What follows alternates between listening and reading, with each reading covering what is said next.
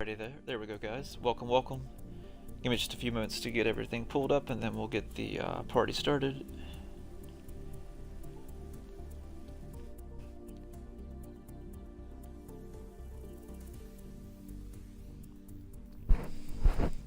So I figured for today's stream we would go through and I'd do some more how to play Yu-Gi-Oh and go through some tips and tricks and strategies and really just your guys' questions. So if there's anything you want to specifically see or like any questions that you have about how to play or certain situations, let me know and I'll get to them as soon as I can. Give me just 1 second. I'm gonna try and share the stream as well, see if we can get more people in as well. But I figured that'd be a good topic for us tonight, guys, and that's usually what I get a lot of the questions as we go through the stream throughout the night, is really how to play and questions and stuff like about that. So I figured I'd just take the time tonight and we go through basically all your guys' questions, anything you guys want to see, and really just kind of how to play the game start to finish. So maybe you're just coming back or you're thinking about getting back into Yu-Gi-Oh! So hopefully this will be a good stream that you guys, whether you're watching it live or you're watching it back recorded, that'll definitely help you out with that. So let me give me 1 second, guys. Let me share this to the group, and let me see if I can get some more people to join us as well.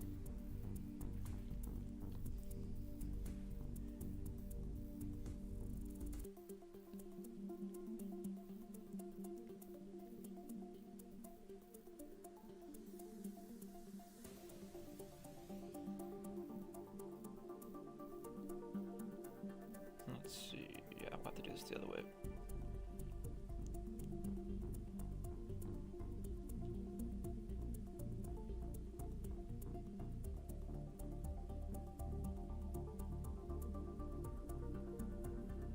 Alright, let me do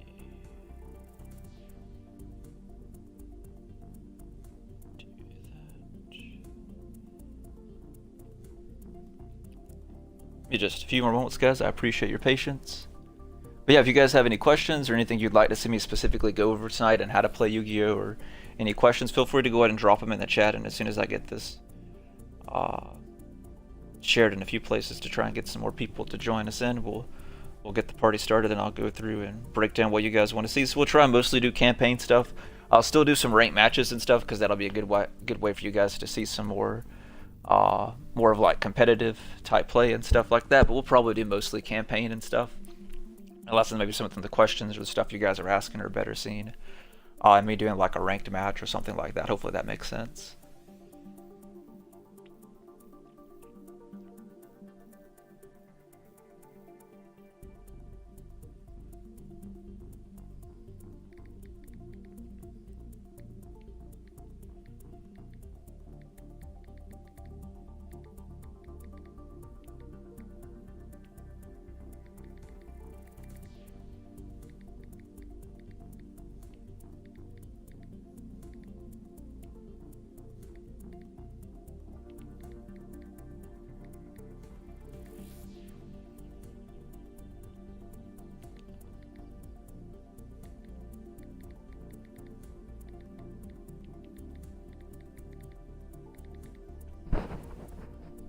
Be just a few more moments, guys. I appreciate you guys being patient. Just trying to get more people for us. The more people, the more value I'll be able to provide to you guys, because you guys will have more questions and things like that, then we can kind of bounce off each other's ideas. So I think that'll be great for everybody.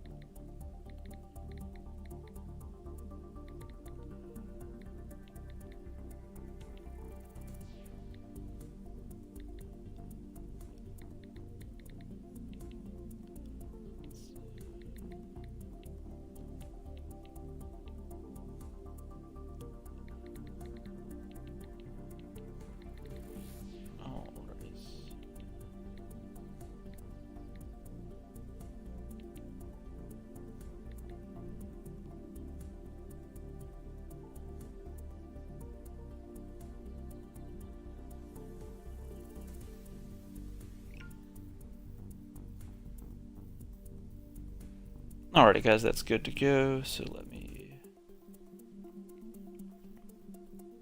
do that. So we got the chats pulled up.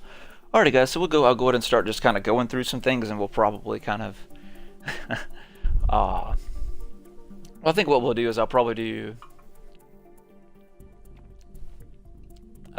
give everybody a few minutes to kind of join in still, since I shared the link to you, and usually everyone kind of joins in about next 20 to 30 minutes.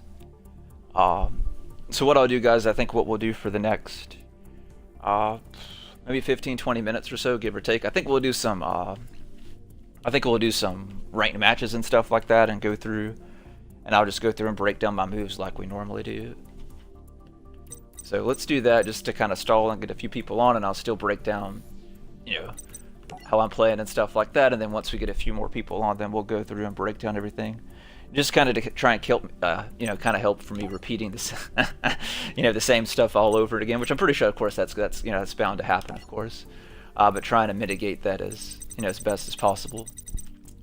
So we'll do this. We'll kind of play for a little bit. We'll play some ranked, or attempt to play some ranked if we can get some people, because it's always so hard to find people on the Xbox version. But we'll do a little bit of ranked while we're waiting for people to come in, guys. So then we'll break down how to play. But in the meantime, if you guys still have any questions, or alright, we got kicked out from that one pretty quickly. If you guys have any questions about Yu-Gi-Oh, or just anything in general you guys want to talk about, let me know down in the chat, and I'll be more than happy to answer any questions that you guys have.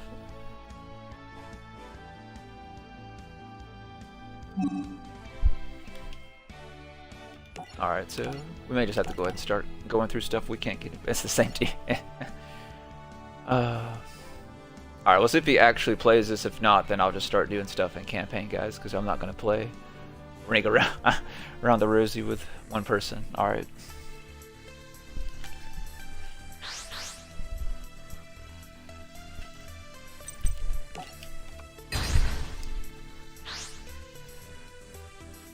Yeah, I appreciate you guys taking time out of your night to join the stream, and participate. I'll try and stream probably at least 3, if not pushing 4 hours tonight.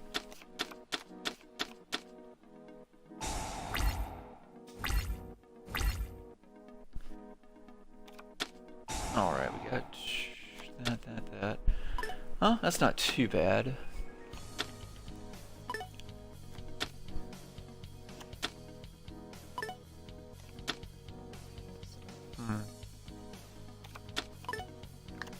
I wonder if they're using another one of them,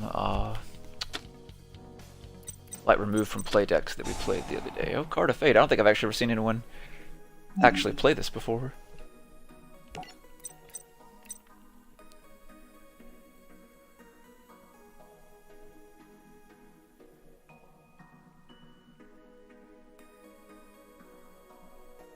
Wait a minute. Combines it with 4 additional cards choose from by their opponent.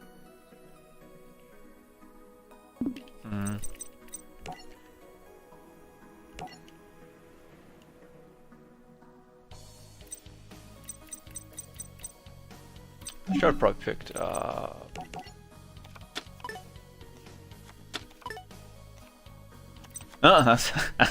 it's funny, I was about to say I should have picked Bastari, but I drew Bastari. That's fantastic.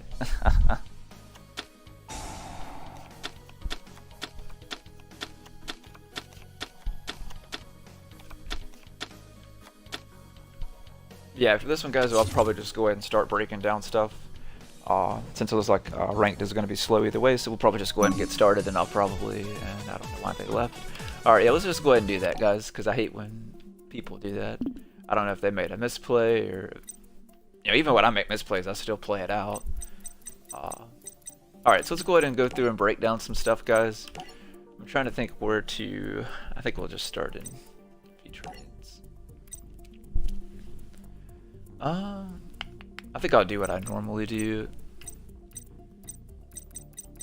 because I've done this before a few times now. So, so what I'm actually going to do, guys, I'm going to use my 6 Samurai deck, because with the 6 Samurai deck, I can pretty much do everything.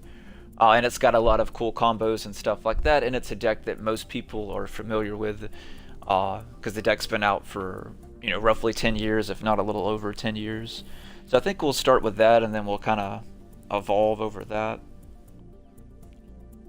And I'll use other decks kind of doing the same thing, but most of it's really right. Just the important part is not so much that you know how the Six Samurai plays. I mean, that's important too if you're interested in, you know, maybe building the deck, that you take away that or ask a few questions as we go through it, but really just more of how I'm playing and things like that, which is what I'm going to be doing, is breaking down as I go through. And then if you guys have any questions as we're going through, you know, going through the duel, just let me know, since it's a lot easier doing it this way, since I don't have to worry about time purposes. Since in rank, that's the opposite. We have to focus specifically on time. So I'm going to choose to go second.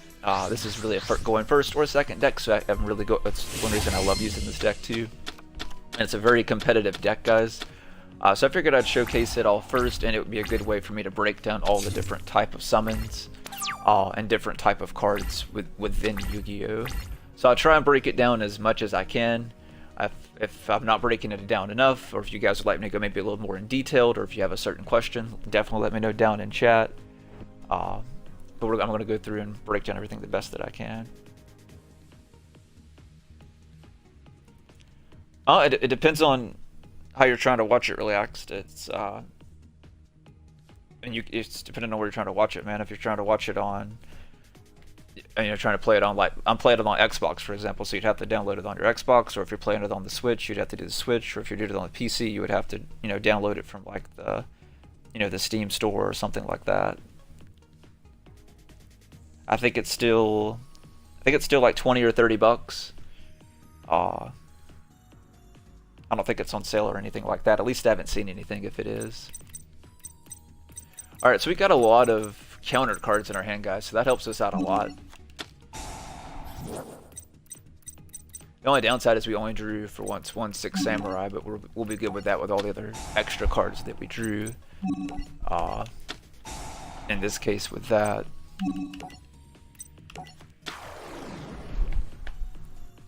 And this is why I should have taken him out on here. This is why when I did my deck profile I took out the Shogun, because of stuff like that. This happens from time to time.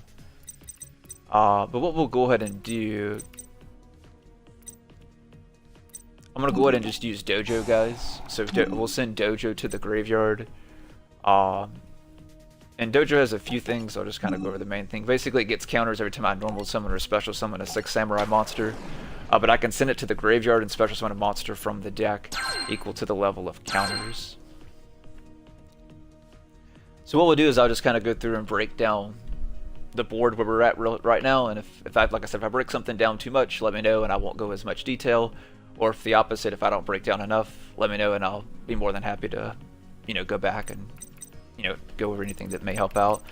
Alright, so for just the board itself, guys, because that's changed a lot over the last few years. So your monster zones are going to be these 5 zones here, where you see my mouse with the little finger going back and forth. The part down below is where you see these where you can place your spell and trap cards, is in these 5 zones here. Over here is your field spell spot. You can see I have a field spell active. Over here is my basically my extra monster zone as far as my extra deck. Over here we've got my graveyard, we've got my actual deck. I've got 33 cards left. You see my hand. The newest thing that you're probably most not familiar with is going to be the link zones. We'll get into link summons here in a second. I'm actually fixing to link summons, so I'll explain link summons in just a moment. But this is where they go. You can't use both zones. There are some card effects that will allow you to use both zones. But for the most part, you can only use one unless you've got a card effect that's going to allow you to steal your opponent's card zone. Doesn't matter which one you use per se. We'll get to more on that here in a second. The only thing that's also changed over the years, now your opponent can activate his field spell. You know, if you haven't played in a while, back in the day there could only be one field spell active at a time. So when you activated one and your opponent had one, it would destroy theirs. That's no longer the case. You can have a field spell active, and now they can have a field spell active, so that's changed. Then next you guys will see, you know, I've got my spell cards. Yet again, that's the field spell. This one is a... Actually, I don't press wrong. But this one's a continuous spell card. You guys can see it shows the effect of it. And then also you can tell it's continuous because it's got the little infinity symbol at the top as well. So with that being said, guys, let's go ahead and link summon, because this is usually the question that I get asked the most when I stream or play and things like that. Is basically, you know, how to... Yeah, man, I'm running the 6 a.m.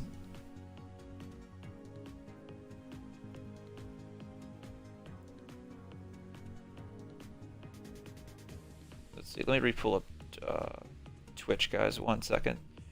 It's kind of being weird.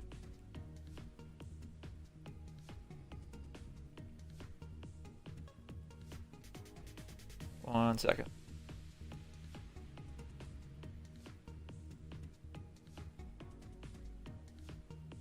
There we go. Yeah, I don't know what happened on that one. Alright, there we go. That looks better. Yeah, sorry about that, guys. Had issues with Twitch. Sorry, so we're good to go now. Alright, so next we could do a few things, right? If I wanted to... We'll actually just look here in the... That's one thing good about playing the game, guys, especially if you're new.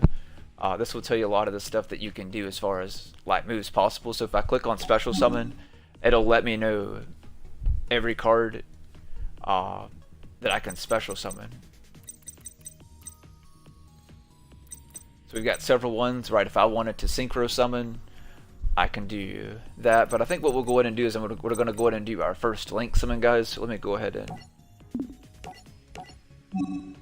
We're going to go ahead and link summon. So when you go to link summon, guys, how it works is the same as any other card, right? You just read the card itself. So like, for example, I'm going to play a Zold. A Zold is played just with 2 warrior monsters. It can be any warrior monsters. It doesn't matter if it's a normal effect or, you know, whatever it is. As long as they're warriors, you're good to go. They can be the same card. They can be different cards. As you can see in my case, there are 2 different 6 samurai monsters that we're using here on the field.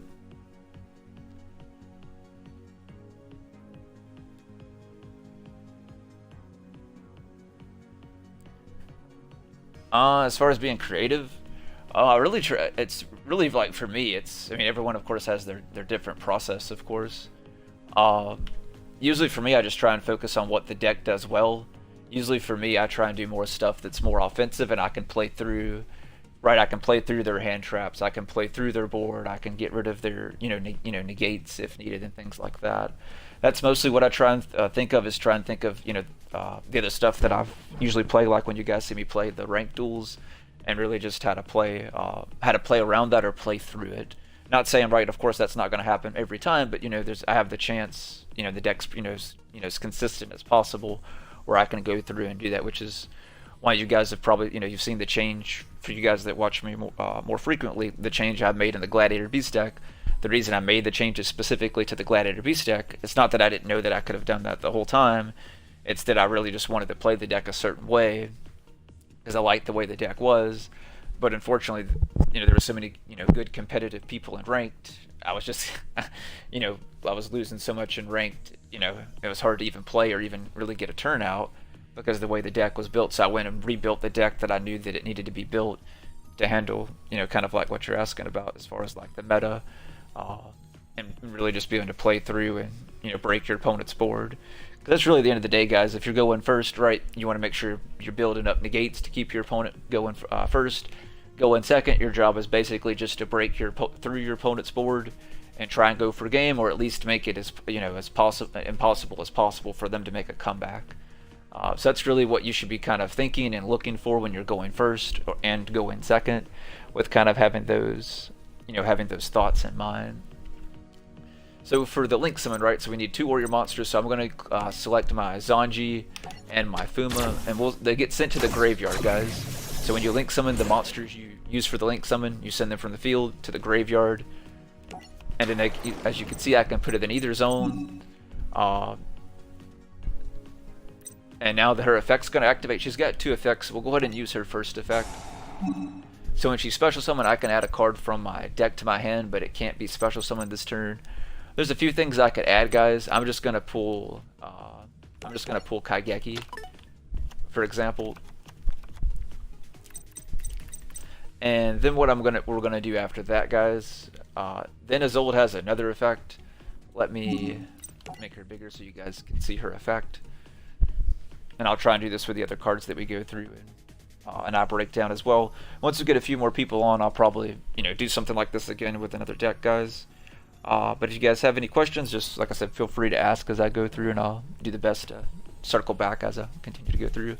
But you can see we already used our first effect. Her other effect is we can send any number of equip cards from the deck to the graveyard with different names, and then we can special summon one warrior equal to the level based on the equip cards we sent. So like for example, if we sent like 5 equip cards, I could special summon a level 5 warrior from the deck. If I send 1, which is what I'm about to do, so I'm going to send 1 equip card, my living fossil, from the deck to the graveyard, then I'm going to be able to special summon a Fuma from the deck, which is what you guys are going to see me do now.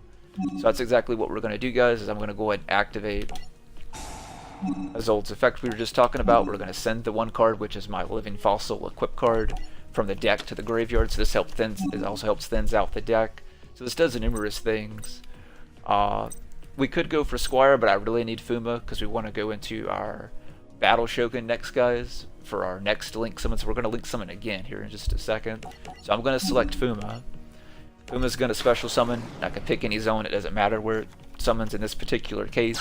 If our opponent had other stuff on the board, that may affect where we want to place them. That's the one thing that's changed a lot in Yu-Gi-Oh, guys. Before, it didn't matter where you placed your monsters right in the monster zone. Today, it's very important. Same for your spells and traps. Especially when your opponent's using like hand traps and things like that. So it's very important these days that you kind of pay attention where you're playing your spells and traps, and also your monsters as well on the field. So what we're going to do now is I'm going to go ahead and go into, I'll show you guys what he does first, and then we will play him. So we're going to go into our Battle Shogun next, guys. So he's also made with 2 warrior monsters similar to Isolde, but he has to be made with at least 1 6 samurai, which we have exactly that on the field.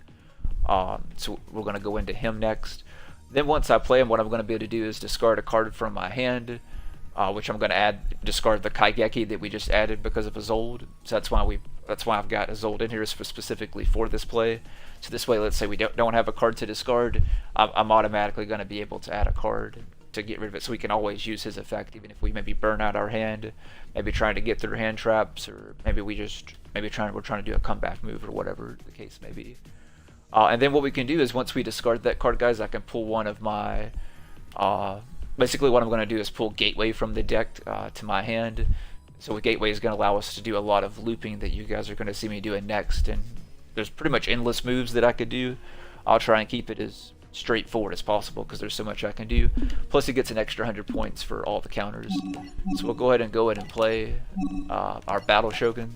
And remember, when you link summon, guys, you just send the cards that you're going to use for the link summon from the field to the graveyard, and then you special summon. So you can see, yet again, I can place them in either zone.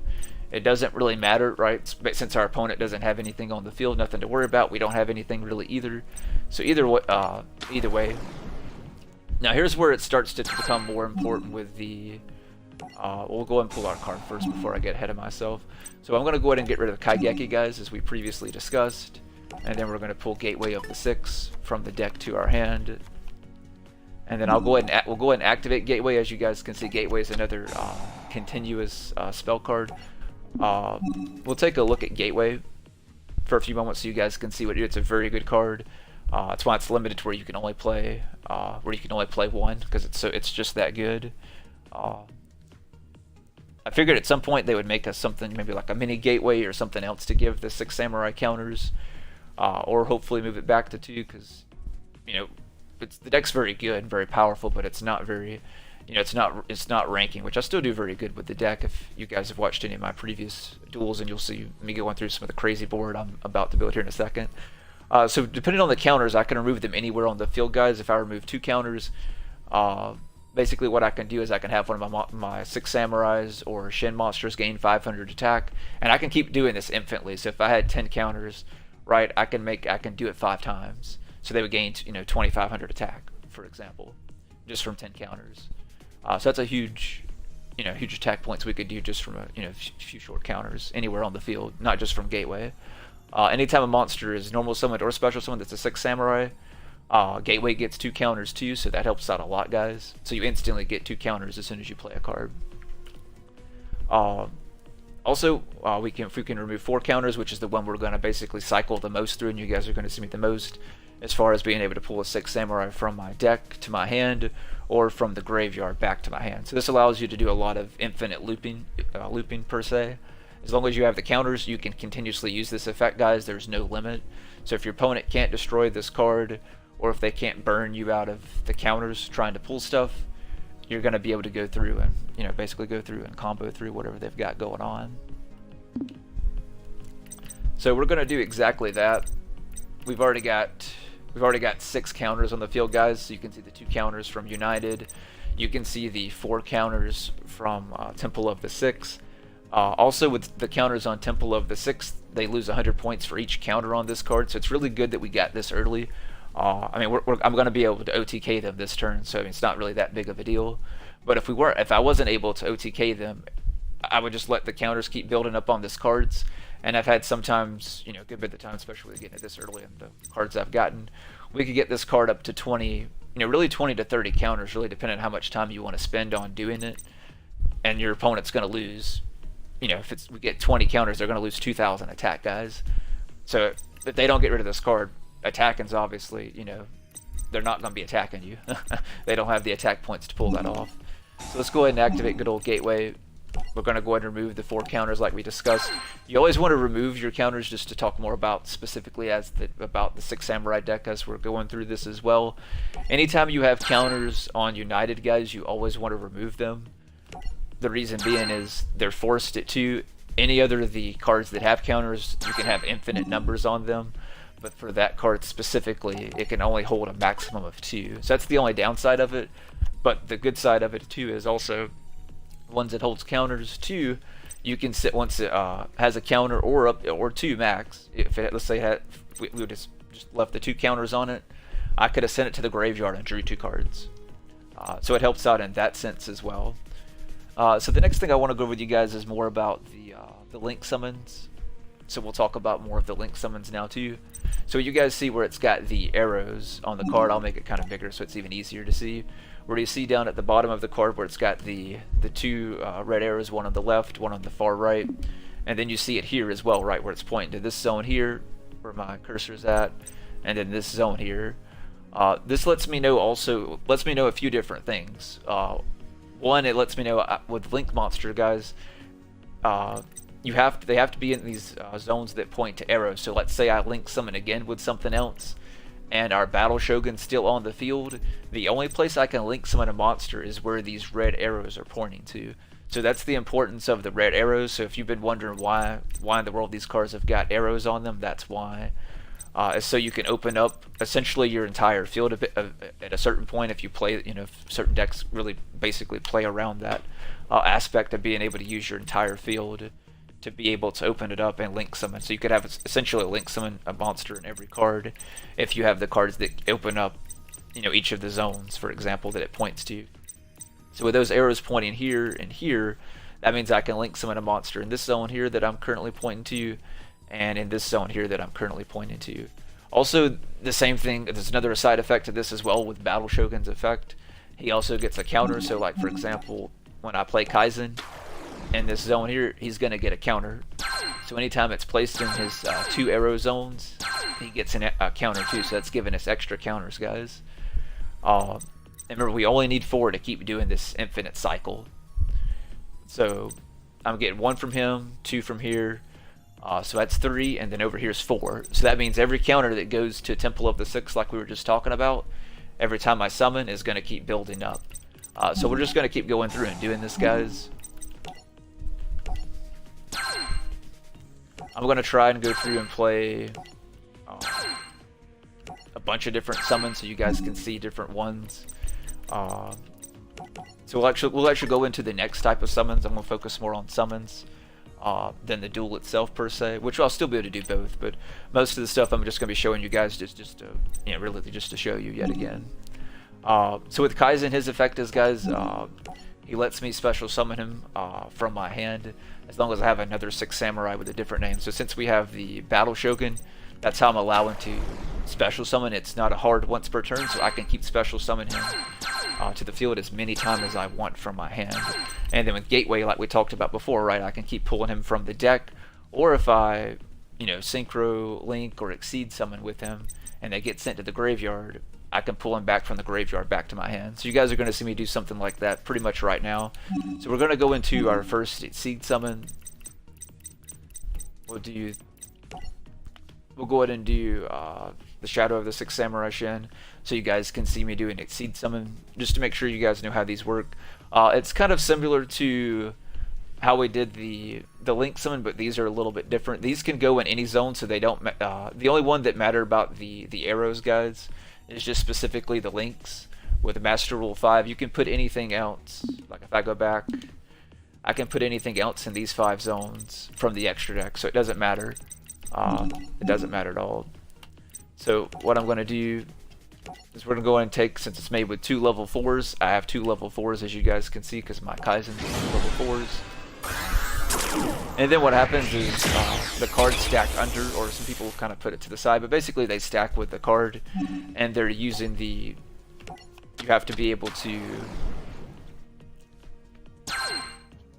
alright, and I got an extra counter because I put it here. I could have put it in any other zone. I didn't have to put it there, guys. I just did it to get the extra counter. So we got a lot of extra counters out of that one because you can see this one's back full as far as up to 2. Alrighty. And he has another effect as well, as I can detach one of the Kaizens, and then I can make, like, Shogun gain 2,000 attack points, for example. So let's go ahead and get rid of some of these counters, guys. Alright, so let's get rid of the 2 counters off of Shogun, and we'll get rid of the 2 counters off of United. Alright, we'll go ahead and activate his effect real quick, because it's a quick effect, guys. So I guess we'll talk about quick effects really quick, because that's something it's been out for a little bit, but if you just started the game, you know, which is the point of today's stream, or you're just getting back into it, you may not know what a quick effect is. Quick effect is, it's kind of like, if you think about it, kind of like a quick play spell card, but it's more of a monster, in this case it's of course a monster card type style effect. Meaning I can use this, when it says quick effect, I can use it on my turn or my opponent's turn at any time during their turn of mine, unless the card specifies, because some will say specify it has to be like the main phase or standby phase or battle phase, stuff like that, or it can't be used in, you know, some of those phases, for example. So just make sure you're reading the card text as normal to see, you know, when it can or can't apply. But other than that, usually if less than the card specifies, you can use it any time during your turn or your opponent's turn, as long as you have the, you know, the requirements to meet the card's activation to activate and resolve it. Alright, so we've already did that, so now we get to pull our card from the gateway that we did. So what I'm going to do, guys, is we'll just go ahead and turn around and we'll pull the other Kaizen back.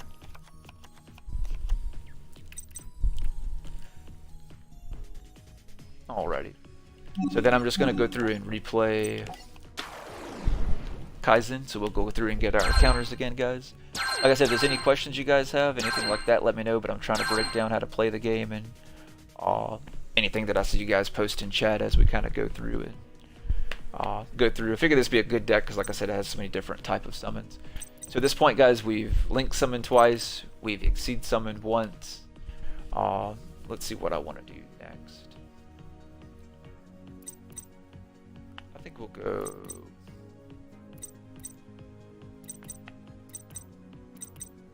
could go for Sorry yugioh.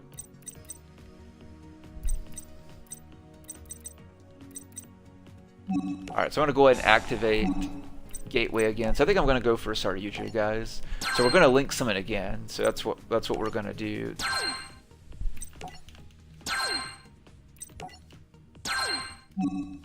Let's do...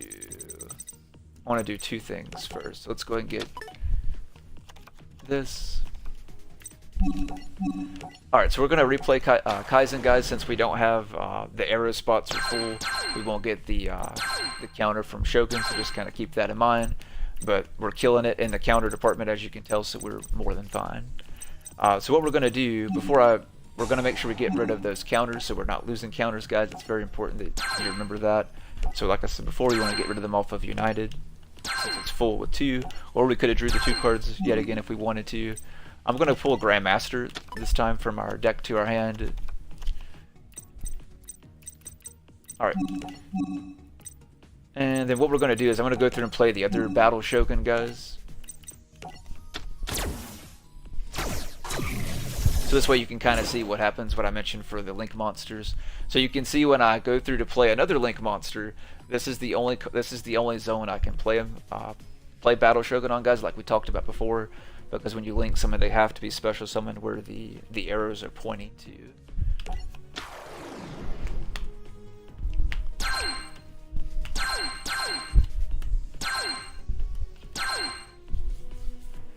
Alright, so we special summoned him out, so he got a counter since he summoned in the zone, and we've got that out.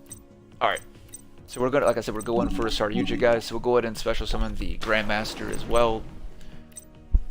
And that'll give us back some extra counters. So already up to 9 counters over there, guys. So we're up to, what, 9, 16? We're up to 18 counters as of right now. Alright, so we'll go ahead and remove the counter off of there. I'll remove the 2 off of United like we discussed before. Alrighty, and then we will... Alright, so we just need a Kaizen. And mostly, I mean, I would do the same type of moves if it was a live game, guys. Mostly I'm just doing this to show you guys how to play. If this is like a ranked match or something like that, I probably would make a little bit different choices. So just kind of keep that in mind to an extent. Most of this is just to show you guys really, you know, really so I can break down my moves and do the different type of summons. Is really why I'm doing the moves that I'm doing, which are still not bad moves. I'm still going to make, like I said, one heck of a board, depending on what I decide to end with. Alright, so let's go for... We're going to go for a Saryuja. We're only going to count him as 1. So also, that's another good point too before I forget about it. So with the Link cards, guys, when you see on the card down at the bottom... Let me...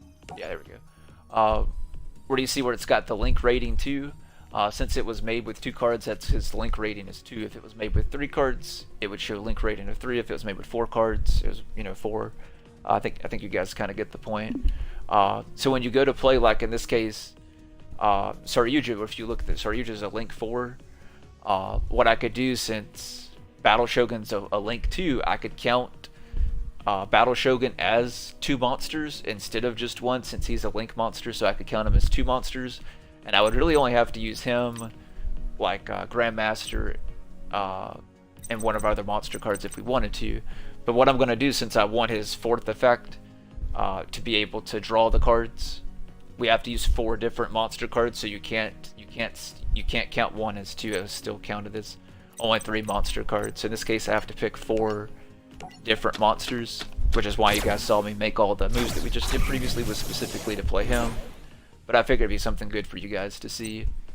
And yet again, you can see, since we've opened up this zone, I can put him in either one. So same thing like we talked about before. Remember, you can only link summon to where the arrows are pointed to, guys. So we'll put him over here. Now, if I would have put him... We'll let it draw the cards real quickly. Alright. So for us, guys, we'll put back... back that, I don't need it. Back that, I don't need it. Back that, I don't need it. Alright, so we got a dojo extra out of that, so we got even more counters, which is why I do that a lot of the times too, because it helps speeds up where you're not having to do all these extra plays to get counters. So that's one of the reasons why I've got the deck built the way it is, and plus we've got an extra special summon if we wanted to use it as well too.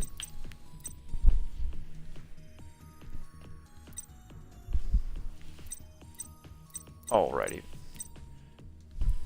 But if I would go back to Saryuja, guys, so if I would have used this Battle Shogun instead of the one that we had over here, what would have happened is that would have opened up this zone here and this one over here where you see his arrows. So that would have given me 1 extra zone where I could have link summoned. It also would have given our opponent's field an extra zone too. So you do have to pay very close attention where your cards that point to arrows. So like for a perfect example, it's amazing that I have the exact card that I wanted to reference in my hand. So a perfect example is like, let's say I play Saryuja where the Shogun is instead of where I played him at, and let's just say I instantly, let's say I ended my turn for whatever reason, then our opponent can play Succession that I have in my hand, and he would be able to special summon he could be a special summon. He would be able to use this card only because of my star yugioh, because he has to have a link monster and he has to have an open zone where the arrows point to in order to activate and resolve this effect, and of course a monster card in the graveyard to bring it back and to resolve it. So hopefully that makes sense. If you guys have any questions about that or anything that we've covered so far, whether it be links or exceeds or anything like that, let me know. So that's one thing you want to be careful with, is the arrows that point to your opponent's side of the field, because it does give them, depending on how their deck and the cards they have, it could give them an advantage. Like in this case, the Succession that I just mentioned that I have in my hand, for example. Alrighty, guys. So I think what we'll do, what else do I want to show off? We haven't synchro summoned yet. We could go for a synchro summon. Or we could do another exceed summon.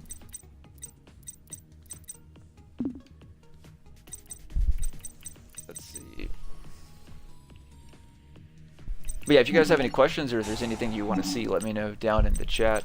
We'll go ahead and pull some cards real quick, guys, and then we'll go back from there. But now at this point, I've gotten so many counters, guys, I don't even need the Shogun on the field anymore. So anytime we get a counter from him, it's just, it's just extra. We don't even need it per se. So we're just rolling in the counters. Oh, you know what? I think I'm gonna play this one because I don't play them all the time.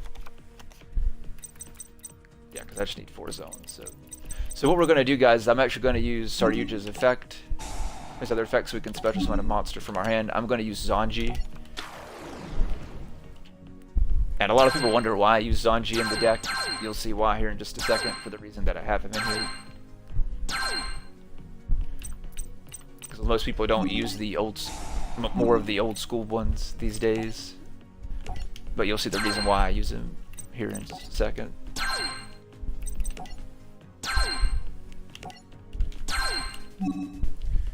Alrighty. Alright, so what we're going to do, guys, I'm basically just going to go through all of this, and we're going to pull all the Kaizens back, and I'm going to play them. So give me just a few seconds to run through and do that really quickly. But that's essentially what I'm going to do.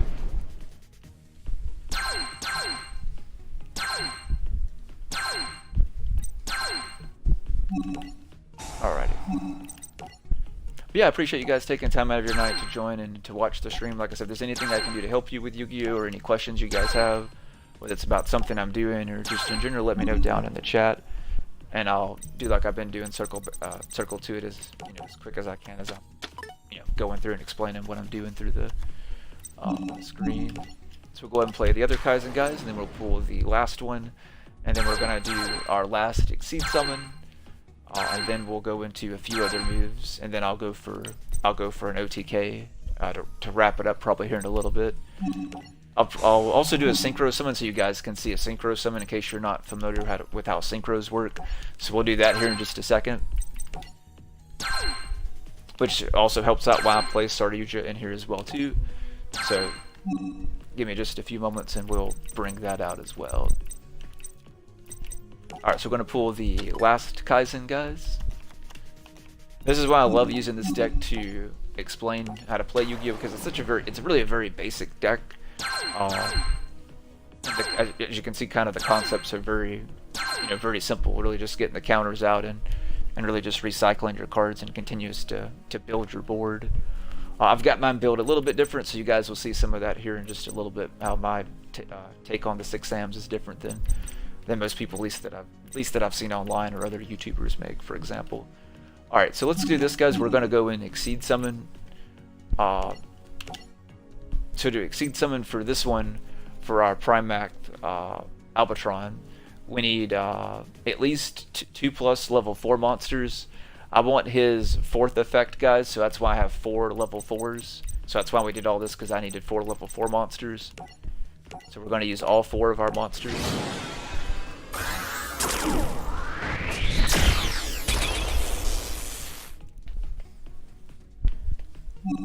And the reason I use them in here, I don't see a lot of people use them in the 6Ams, but the reason I use them is I can pull with the reason exact I'm about to do now. So I'm going to send all 4 of the monsters. Remember, they go attached to the card guys, and they use them to to activate and resolve their effects. So in this case, I have to send 4 of them, all 4 of them to the graveyard. So they'll all go to the graveyard as you see it now.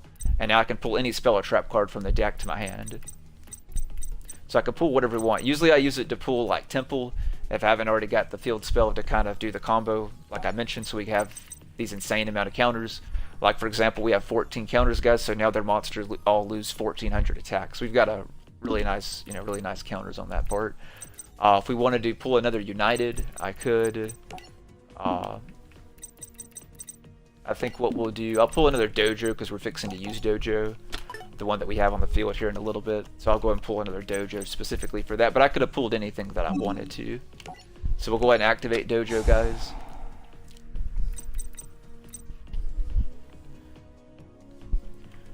Alright, so what we're going to do next, I think what we'll go for next, guys, is Appaloosa. So we'll do another Link summon. So we're going to go and play Appaloosa next. I meant to... So for her, you can see, remember it's very important that you look where the arrows are pointing. So we can see she has one that's going to point to our opponent's side of the field if we put it in one of the main zones. But she's really good, guys. She's another monster that has quick effects like we were talking about before. Remember, quick effects that are effects that you can use on your turn, and you can also use on your opponent's turn as well. So this will allow me to negate my opponent's monster card effects. Up to the number of cards we've used for the Link. So I'm going to use 4 different monsters, guys. So I'll be able to negate up to 4 monster card effects on our opponent's turn, if they were to get a turn. I mean, like I said, we're going to go for an OTK here in a second, but I'm just going through, just showing you guys how the deck works and how to play, basically.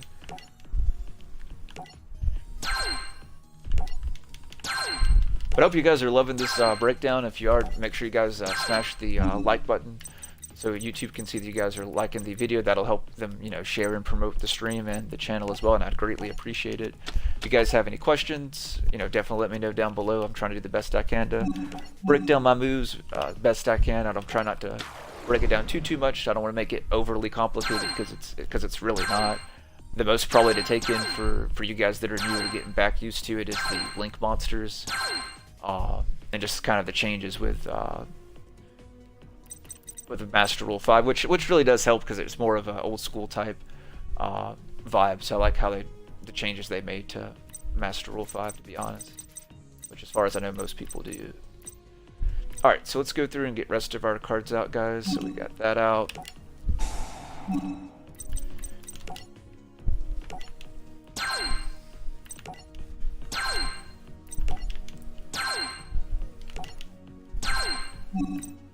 Alrighty, we'll go and pull Grandmaster. And as you guys can see, right, this is still only my first turn, so keep that in mind. This has only been 1 turn. That's the only downside of using this deck, even if I wasn't explaining everything that I'm doing. And really why I mentioned they need to either bring one more gateway back or make a mini gateway or something like that has counters. It's because your turns take, they take 20 to 20 plus minutes with this deck. I'll use another deck after this, but I like using this one because it's so easy to do without having to go through multiple decks to showcase how to play.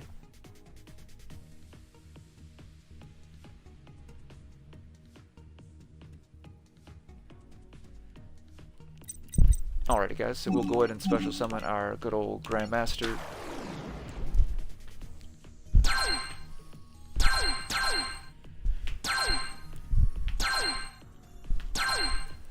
Alrighty, I think what we will do... Alright, so we're going to waste some... I won't say waste, but... We're going to use some... we're going to lose some extra counters here, guys. We'll make up for them here in just a moment. But what I'm going to do is we're going to return the Battle Shogun from our graveyard back to the extra deck.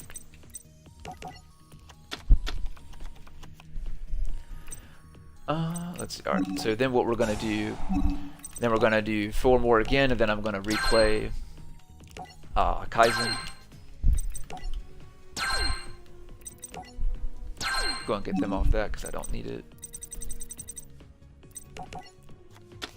Because remember, I need 4 different. Well, I guess you just use the ones you have on the field. That's fine. Yeah, we'll just use the ones we have on the field, guys. So let's go ahead and do that. So I'm gonna play Appaloosa, guys.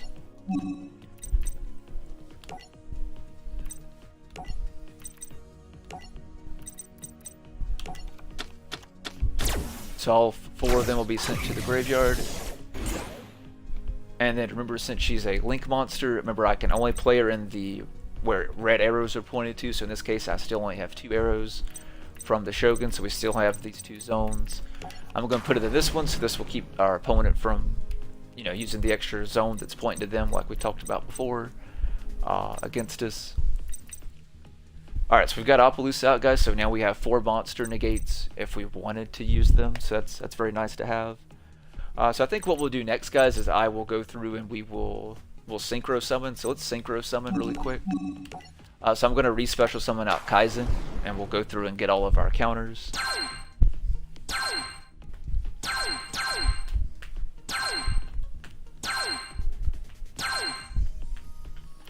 Alrighty, alright, so let me go ahead and use this because I don't want to lose any counters.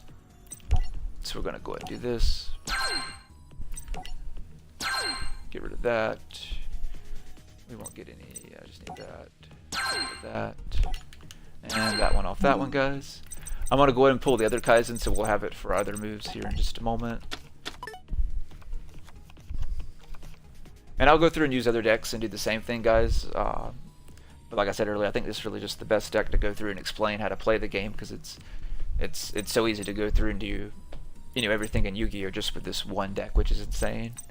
Other than Pendulum Summon, that's the that's the only thing that it doesn't have in here, is I can't Pendulum Summon. That's the only thing. Other than Pendulums, this pretty much has everything else. Alright, so what I'm going to do, guys, we're going to use Dojo's effect. So we're going to send Dojo to the graveyard. It has 1 counter, so we're going to bring out our Shin Squire from the deck. And then what we can do is we can go into a few different cards. If I wanted to go into Naturia Beast, we could. If we wanted to go into Shin, we could. I'm going to go into Naturia Beast.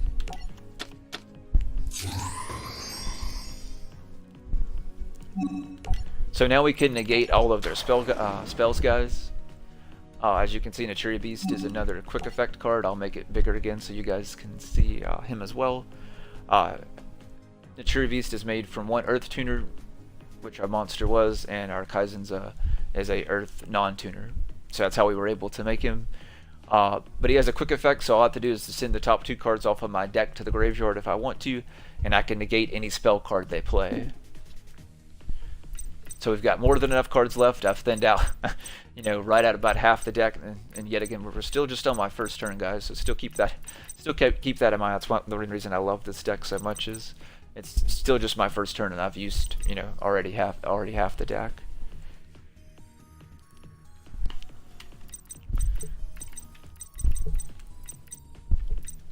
Alrighty. So what do we want to play next? So I think what we'll do next, guys, is let's go for Borreload. So let's go for good old Borreload. So let's play Borreload, guys. Let's do that. So to get him out, we're gonna need we'll see if I may have too many zones filled up. I think I may be able to play him. Let's see.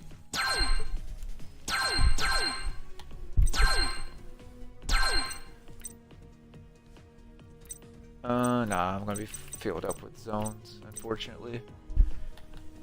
Yes, we won't be able to get Borreload out. Unless, I may be able to make it work with getting rid of that and that.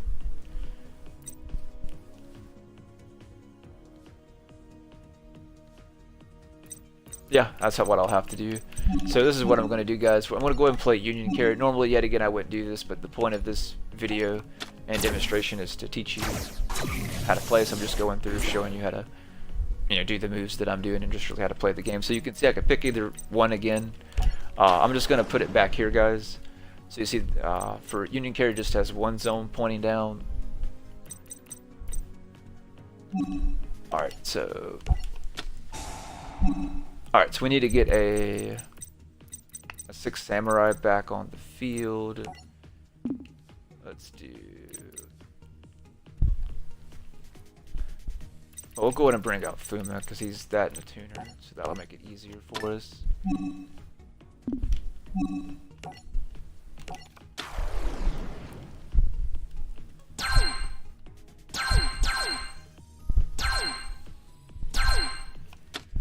There we go. Alrighty. So then what we're gonna do, we're gonna activate Union Carrier's effect, guys. I'm gonna go ahead and pick we're gonna pick Fuma. And then what I'm gonna do is I'm gonna equip Shanai with it. And then what this does is this allows me to do one move that I haven't seen most people do, is now I can special summon Mizuho to our side of the field.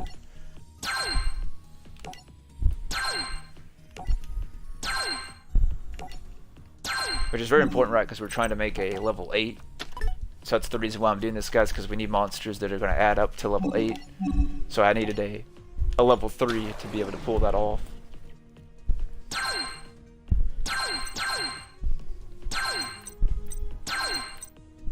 Alright, so then we can add back, now we can pull our Kaizen, guys.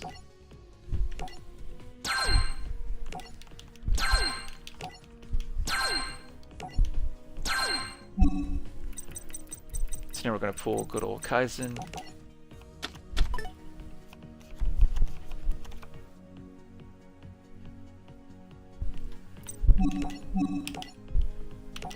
Alrighty.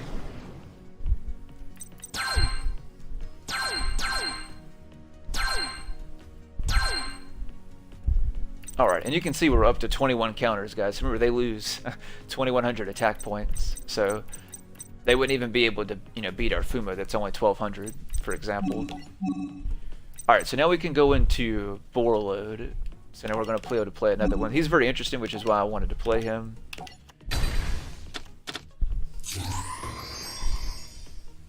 So Borreload is going to give us even more negates. Because he, when he summoned his effect activates, guys, you get to bring back one of your Link monsters, then he gets that many counters up to the Link monster's rating. So with Saryuja being a 4, he gets 4 counters, as you can see up there where it's got the little green and the 4x. So he's got 4 counters that I can use once per turn. So I've got 4 negates that I can use for monster, spell, trap, effect. So we've got pretty much a board to negate everything at, you know, pretty much at this point, essentially. Alrighty. Let's go ahead and get rid of some more counters really quickly.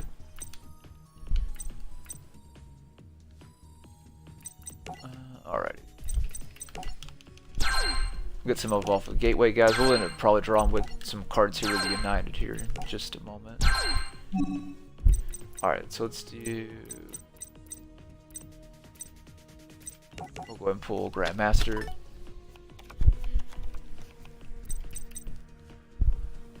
Alright, let's go ahead and let's remove 2 off the other real quick.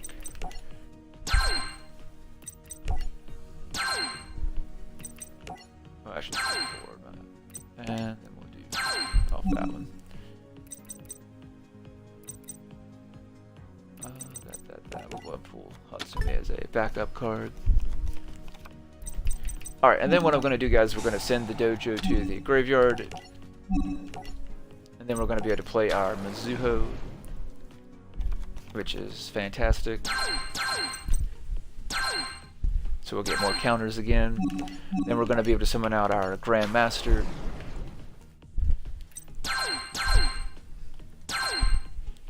Alright, so then we can use Mizuho's effect, we contribute. And then we'll destroy their monster. If it had an effect or anything, we can negate it, like what he's trying to do here. We'll just use Borreload's effect, so once per turn. And if we used Doppellusa, she would lose 800 attack, so it made no sense to use her. Alright, so we've got our 2 counters. We're going to send United to the graveyard, guys. We're going to draw 2 cards. Alrighty, well that's more than enough for game. Like I said, if it was his actual duel, I wouldn't have made the decisions that I did, guys. The only reason that I did the stuff that I did so I could show you how to go through and essentially how to play Yu-Gi-Oh! But at the end of the day, this is a very good board. Definitely to end on with the cards that we had. So hope that was helpful for you guys.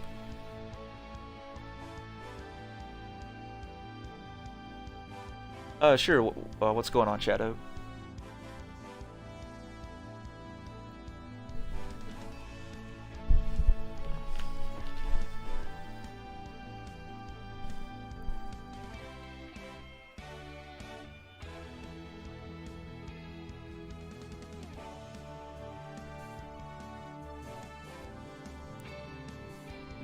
Did you still have a question? If you have a question, just post it down in the chat, and I'll be more than happy to answer it for it.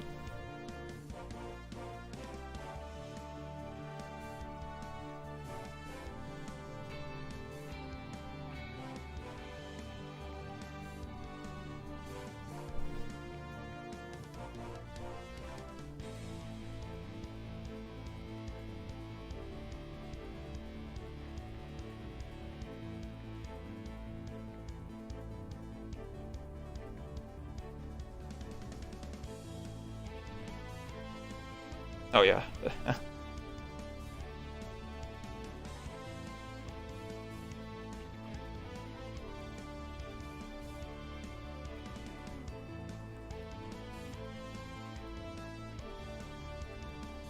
Let's see for him. So let me pull him up really quick, and we'll take a look at him. He's really good though. If I recall correctly, they can't use any effects at all for their entire turn.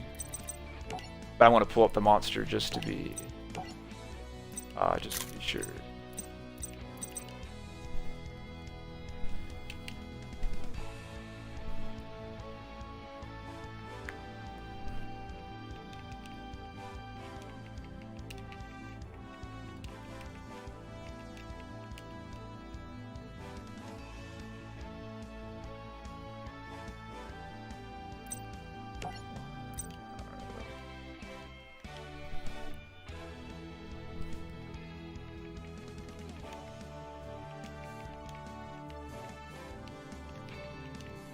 But yeah, if I recall correctly, they can't use nothing for the rest of their turn. It's basically they basically can't do nothing at all. Which is why a lot of people play it and they end on that particular board, is because it's so hard to so hard to get around.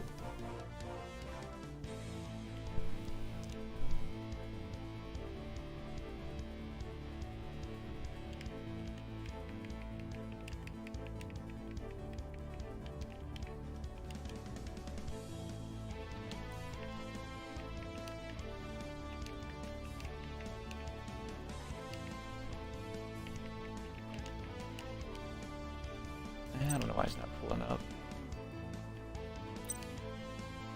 But yeah, as far as I know, yeah, you can't use this effect.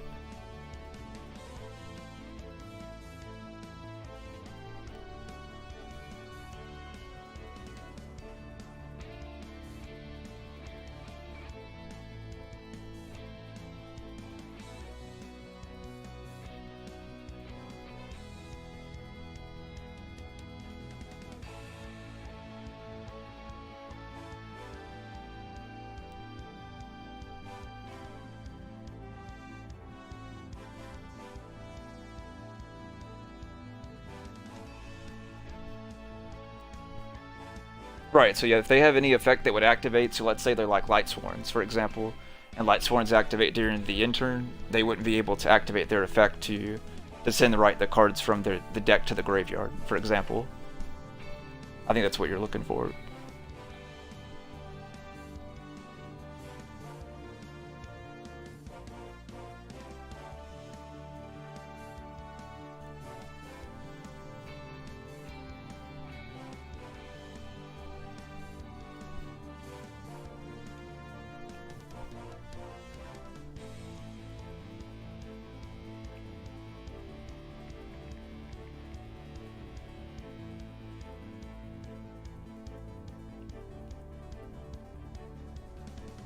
So for, like, I'll pull Effect Veiler up so we can look at it.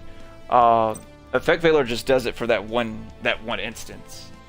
So like it would still be negated, but like for example, like if you watch me play with the Light Sworn later on, I can recycle Judgment Dragon, and I can reuse Judgment Dragon's effect again. Versus with if you use Colossus, you can't use it at all. So I could recycle Judgment Dragon back on the field, and I still wouldn't be able to use Judgment Dragon's effect. Versus with Valor, just would negate it for, you know, that one instance while it's on the field. So if I was to link it off, tribute it, you know, synchro with it or something like that, I could replay Judgment and reuse Judgment again, because Judgment's not a hard once per turn, for example. I think that's what you're looking for. If I'm wrong, let me know down in the chat. But I think that's what you're asking.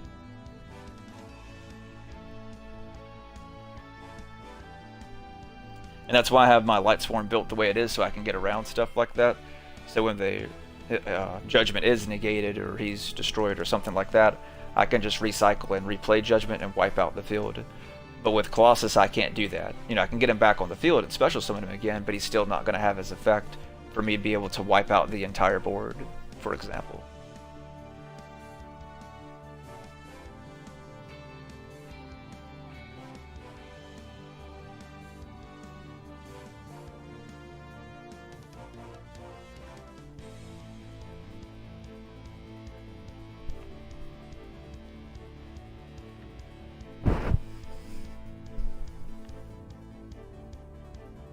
Nah, so they still would get the mill. The mill effect still wouldn't work. Unless, like I mentioned, like they recycled. Like, for example, if they used Valor and they recycled, like, Judgment or brought out, you know, whatever monster that you used on Valor.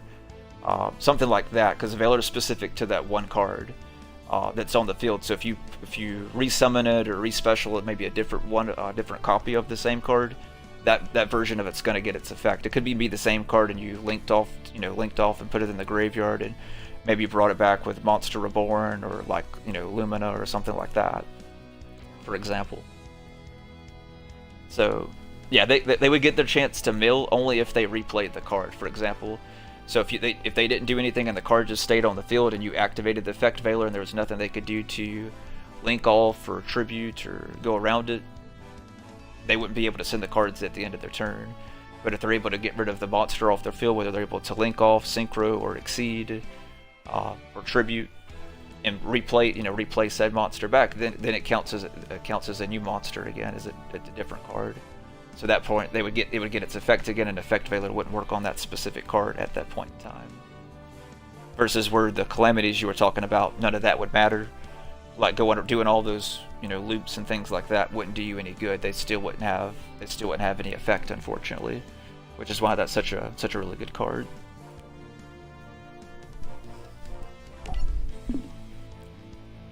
Alrighty, guys, let's go through.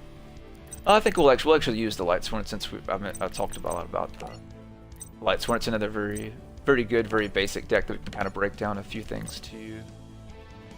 So we'll use that for the next kind of breakdown, guys, and we'll look at it for a little bit. And then after this, I'll use another deck, and we'll kind of go through. Yeah, if you guys have any questions or anything else you guys would like for me to break down, I'll do the best I can as we go through this.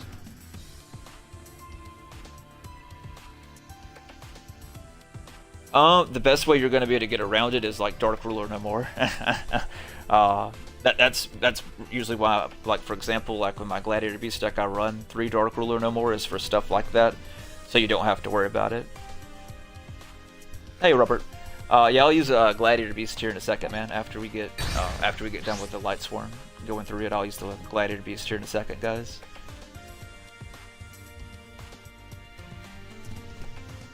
Alright, so we'll go second.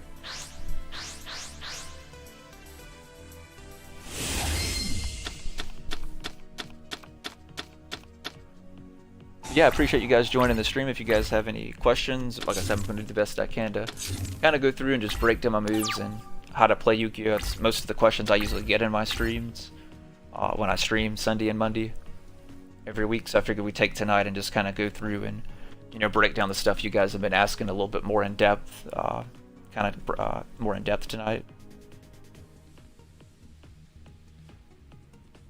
It would still be negated. Right, that's the whole point of playing Dark Ruler No More. It gets around that. So that's why I'm saying that's why I run, like in the Gladiator Beast, 3 Dark Ruler No More. Oh, not a problem, man. Not a problem.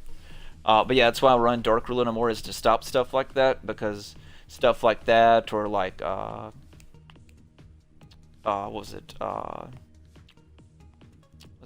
Zexal, things like that. It's really hard or a pain in the butt to get around. That's really about one of the only cards that you're going to be able to use or consistently use with just at least one card of, that's going to be able to do all of that for you, is to stop that. So that's why you guys see me run the Dark Ruler no more, especially with me playing so many people in ranked going up against Colossus and Zexal and stuff like that. If you don't have that, more than likely your opponent's won the game. So that's why I run 3 Dark Ruler no more, is specifically to get around, kind of like the board if you guys were watching a moment ago that I ended on with the 6 Samurai. So like, for example, if I had Naturia Beast out, Dark Ruler no more would stop Naturia Beast. But if I didn't have anything to stop Naturia Beast, they just would negate all my spell cards. Perfect example.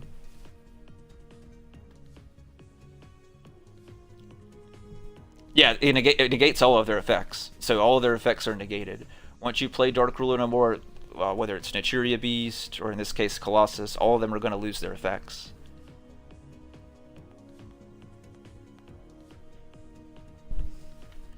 Alright, so let's go through and let's see what we can do for this one, guys. So I'm going to go through and we'll go through the Lightsworn and play with it. So with the Sanctuary, we'll activate Sanctuary, and then we'll activate our Soul of Recharge. And then what I'm going to do is get rid of one of our Raidens. So we'll draw 2, then we'll discard 2. So we hit one of our Judgment Dragons, so that's good. How do I want to do this? So there's several things we could do, guys. I think what we'll do...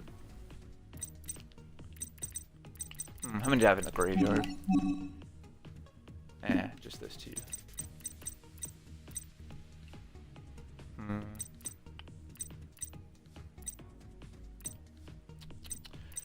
So I think what we'll do, I'll play kind of risky here. I'm going to summon the other Raiden. It's weird that we hit the other 2 in the graveyard already. And then what I'm going to do, guys, I'm going to activate Monster Gate. I have this in here to kind of help speed up the deck. Because mostly we're just looking to get a different Lightsworn out, essentially. Alright, we got that. Oh, I didn't mean to click back.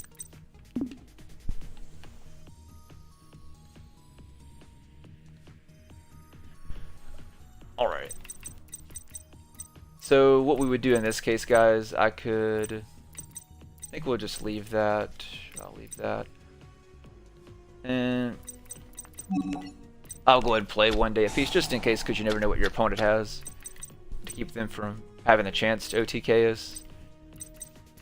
Alright, so we'll end our turn because we want to make sure we're able to discard those cards. Good deal.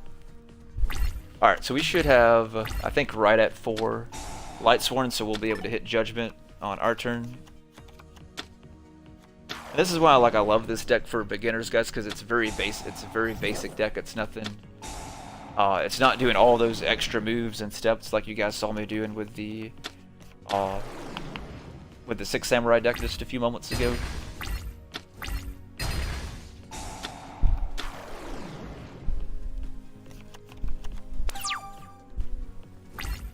Alright, draw. Perfect.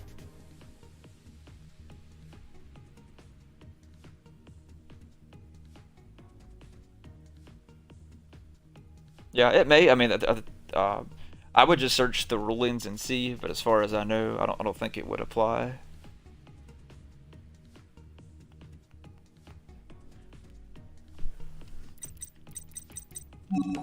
That's the one thing you guys can always do if you're ever not when in doubt about a ruling. Usually you can Google it, and you'll be able to find usually like an official statement that Konami's got put out. For some of those that may seem kind of like iffy, if that makes sense.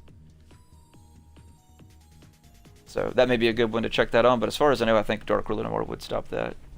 Yeah, if not, he's broken. If Dark Ruler no more is not going to stop it, yeah, he's just broken. Yeah, definitely.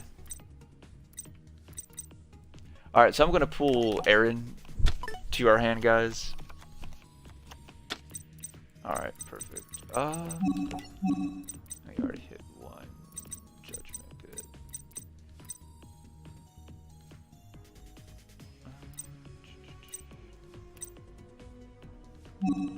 Alright, so let's do this.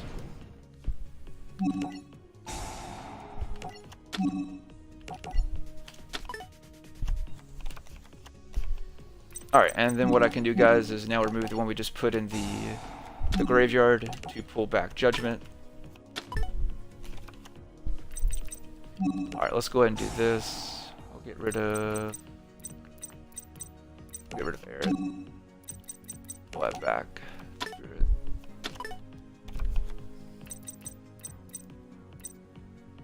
Alright.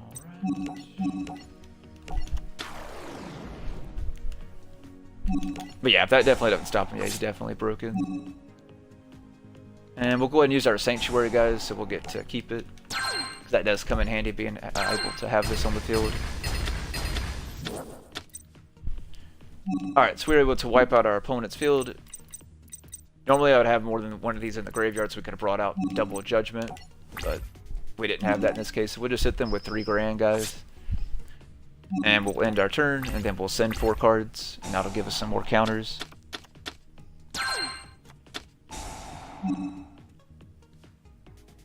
Oh, hey Pat, how's it going, man?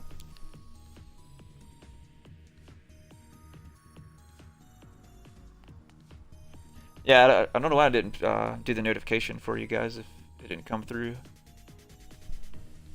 Yeah, I've been streaming for almost an hour and a half, or yeah, I think it's for almost right an hour and a half.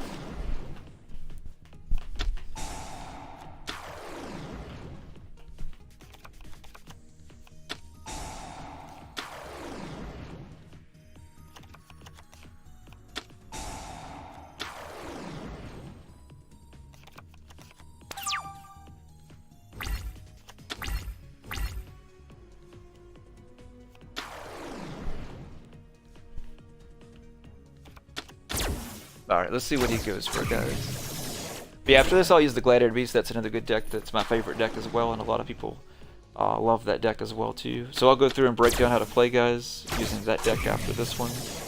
But I love this one really for beginners too, because like I said, it's just so cut and dry. There's nothing too complicated about the cards and things like that. So to me, it's a very, very basic deck for someone that's just trying to learn the game. And plus, it's a fun deck to play with because it has some chance to it with you sending stuff to the graveyard. So to me, it makes it it's fun. Plus, it makes it kind of interesting to you.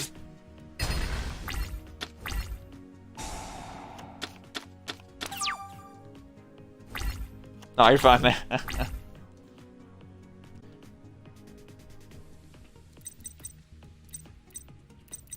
Alright, let's do... Alright, well, we don't have that, but for once they're stuck in my hand, which never happens.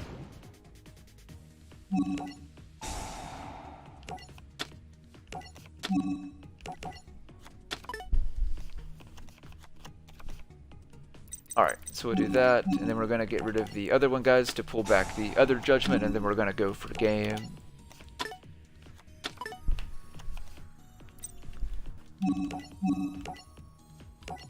Alright, so what I'm going to do is we'll blow up the field first.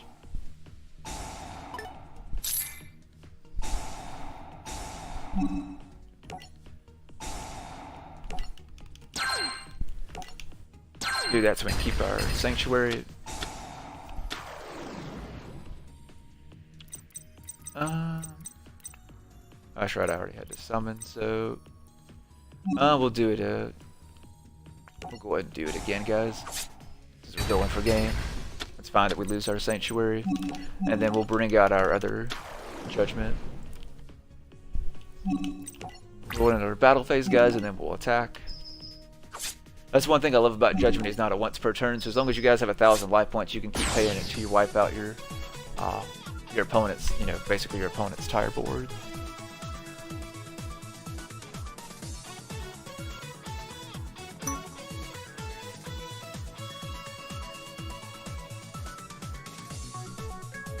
Alrighty, guys, we'll go through. I know, Robert, you wanted to see me use the Gladiator Beast, man. I don't know if you're still watching or not, so I'm going to go through and use the Gladiator Beast now, guys, and go through how to play using it, and we'll kind of go through a lot of the stuff that we were just going over earlier. We'll play something different, so you guys aren't seeing me play it. Let's do something from Arc 5.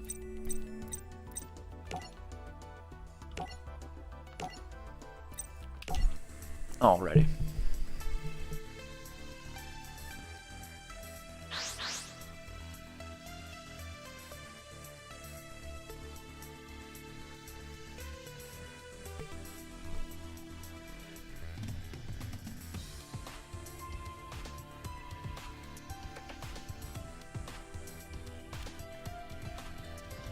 Alrighty guys, we're going to run through the Gladiator Beast. I'm going to do the same thing I did with the 6 Samurai deck, guys. I'm going to go through and break down all my moves, because yet again the purpose of the stream is to help you guys that are newer to playing Yu-Gi-Oh! Or just getting back into Yu-Gi-Oh! That's the whole reason me going through this stream. So I'll be breaking down the deck and my moves and why I'm doing what I'm doing and just how to play in general. So if you guys have any questions as I go through, please let me know down in the chat.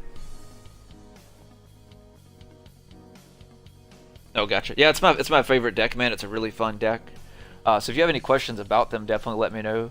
I've got two, I'm not sure if you've checked them out on the channel, I've got 2 deck profiles of going through. One's very close to, well, I have one that's on the exact deck that I'm using now, that's the Infinite Negate, and then I've got another one that's with my Infinite Negate mixed with the Tri-Bridge cards that just come out. Not sure if you've had a chance to check them out, but both of them are really good decks. Alright, so we drew all monster cards, guys, so we've got a really really insane hand. So there's a lot of stuff that we really could do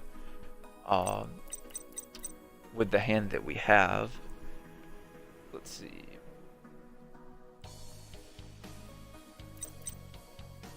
So I think what we'll do... What do you want to go ahead and play? Alright, so I'm just going to go ahead and summon out Bastari. I could either use Bastari, guys, or I could use Darius. It's probably better to use Darius, but I think in this version I'm only running one Bastari, so that's why I want to put him back in the deck just in case we need him later on. Alright, so then what we're going to do, we're going to special summon out our Test Tiger. And then we're going to activate his effect.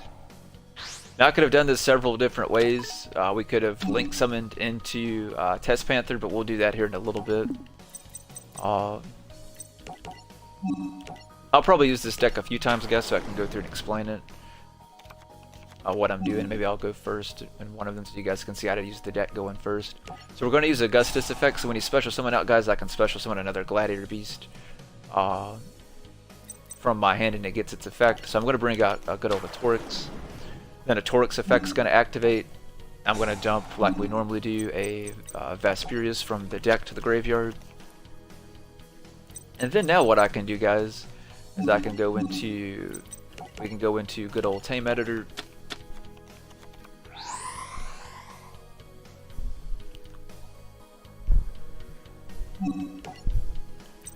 Alright, so we'll bring out Tame Editor.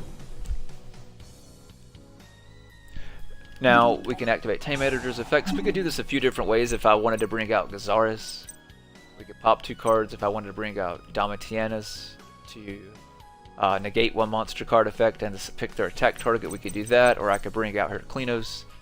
It would allow me to discard my cards in my hand to negate spells and trap cards. I'm going to do Gazaris, guys. So this way we can pop his monster. And then during main phase 2, we can bring out 2 extra monsters from the deck to kind of get us up and going. So he'll get to pull his False Roller. I'm perfectly fine with that. So, alrighty. So what we'll do next, guys, I'm just going to go into attack. So we'll attack him with 48. We could have done more than this. I mean, I probably could have went for an OTK, but yet again, the point of this is to show you guys how to play, not to how to, you know, go for an OTK, for example. So then what we want to do is we want to split up our cards. So we'll split up Gazaris. So we'll put him back in the extra deck. Then I'm going to bring out, Augustus.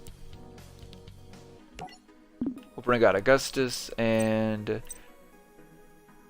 I think we'll bring out the other Augustus, because we drew mostly monster cards. And that's the good thing about this deck, guys. It's what's kind of a good bad thing. Like in this case where I drew all monster cards, that's actually a very good thing with this deck. The only downside, like, is if you can't get something going, you know, then you're probably not going to be doing so hot that duel. But if they can't stop what you have, like in this case, you know, he wasn't able to stop what we've got, so we're good to go at this point. So we're going to be able to get full combo and be able to go for my infinite negate board and basically just set whatever board up that we want, essentially. Let's see, I haven't played any spell card that I want back, none of that. So we'll keep Tame Editor on the field, guys. So anytime that you can you can wait to like main phase 2 guys to play. I say it all the time in my live streams. Anytime you guys can wait to play Test Panther in main phase 2, that's when you want to play him. If you have to play him in main phase 1, that's fine. I know you guys see me do it all the time, but right, usually when I do it, right, I have no choice to.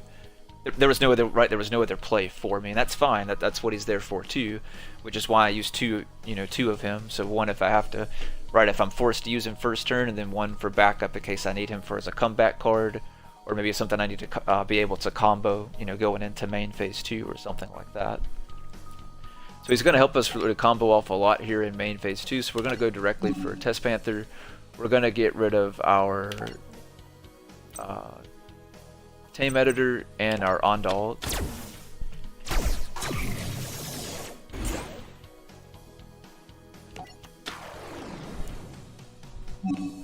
Alright, so then we're going to activate his effect, guys. We get to pull a card, so I'm going to then pull Comeback.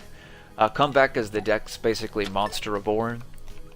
But it's got an extra effect where it's even better than Monster Reborn, where they can't be destroyed by battle after they come back from the comeback card. Oh, it's very competitive, man. I'm about to just show you the... Like, give me just as I'm going through. I'm about to fix it where our opponent can't do anything basically on their turn. I'm going to negate all his cards. So what I'm going for now, guys, is the infinite negate. So that's what I'm going to do. So during main phase 2, right, if I can't finish them off, or if I don't go for an OTK, if I have the cards to do, what I do during main phase 2 is go for the infinite negate. So this way we can negate any of their spells, traps, monster card effects. It's basically fixing where our opponent can't do essentially nothing. There are some few ways they can get around it, of course, but it's very, very difficult, and they have to have card-specific cards to be able to get around the move that I'm about to do. But yeah, I would say it's very competitive, man. It's with the new cards they've made for it, like the Test Panther, the Comeback card, Tame Editor, Domitianus. All those cards help make the deck competitive. Because that's what really the deck's been missing. I still think that they could add some more stuff to the deck to help them make it even more competitive. But with that, and then also rejection. I know I didn't draw rejection this time, but rejection really does help out a lot too. All right, so we're gonna go ahead and activate said Comeback, guys. I'm gonna be able to bring back my Tame Editor, and he's not a hard once per turn, so I can use his effect again. But before we do that, what I'm gonna do is I'm going to turn around and I'm going to play another Tame Editor.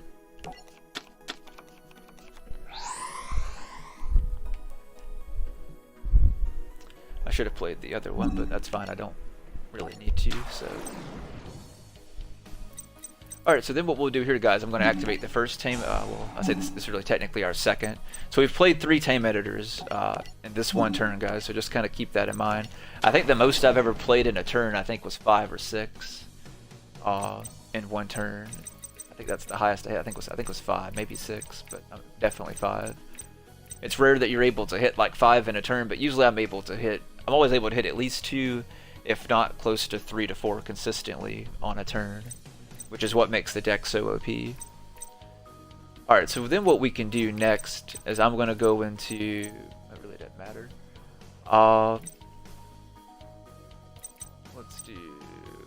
Let's actually do this. So I'm going to return our Augustus back to the deck, guys. And then what I'm going to do is I'm going to bring out good old Quest. We're going to bring out good old Quest. Now what Quest is going to do, it's going to allow me to add the Comeback we were just talking about back to our hand.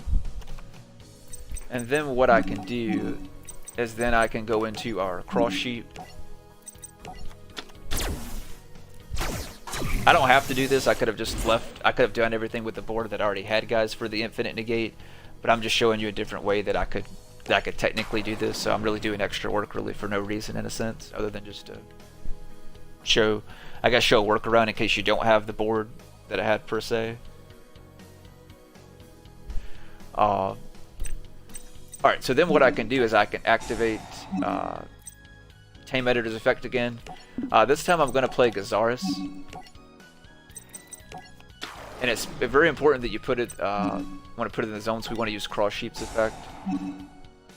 No. Well, actually, I have the cards for that.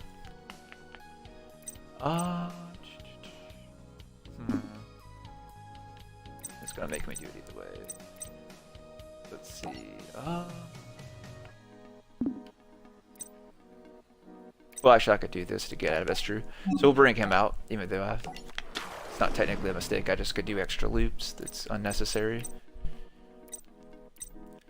So what we'll do, guys, since I did that, which I didn't need the extra card yet again, so we'll get rid of that. I'll put back Gazaris back in the extra deck to bring out... Who do I want to bring out? I need to be a Wing Beast. We'll bring out Bastari just to keep it simple. I probably should just do it the other way because I probably confused everybody by doing all these extra steps.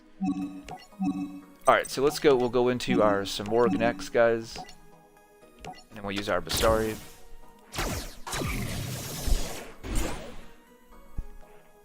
Like I said, I'll use the deck again, guys. I'll try and not make it so complicated. That was my bad on that one. I haven't tried it with the dangers. I've been thinking about rebuilding like a pure version of them. So next, guys, I'm going to go into Union Carrier. So we're going to link summon again into Union Carrier. So we're going to send both of our tame editors to the graveyard.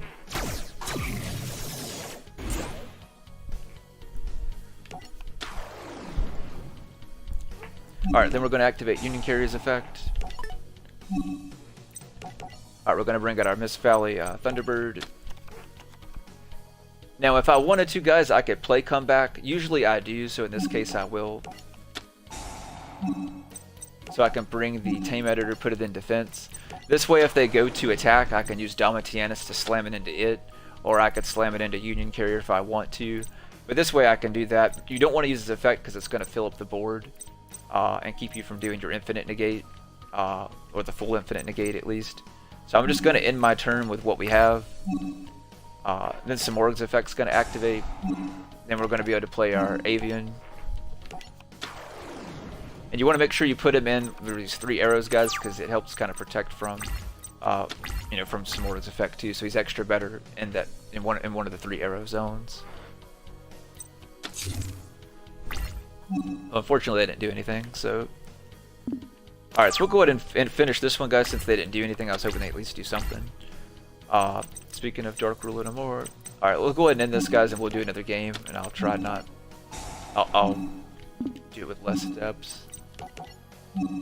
So, I'll bring out Gazaris, we'll pop his face down, and then we'll attack with everything for game.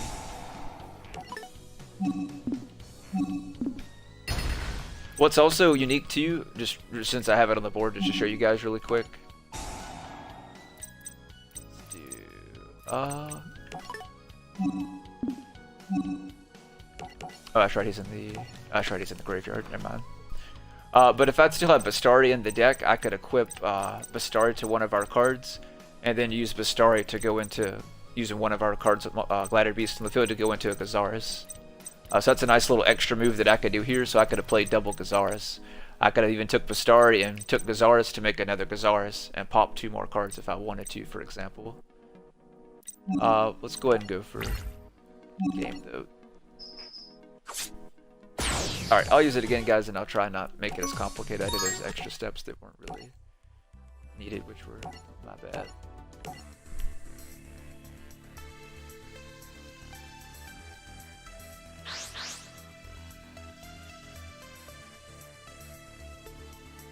Oh, yeah, I could, oh, I did have her in her at one point. I can't remember why I took her, why I took her out, because I did have, Appaloosa in here for a little bit.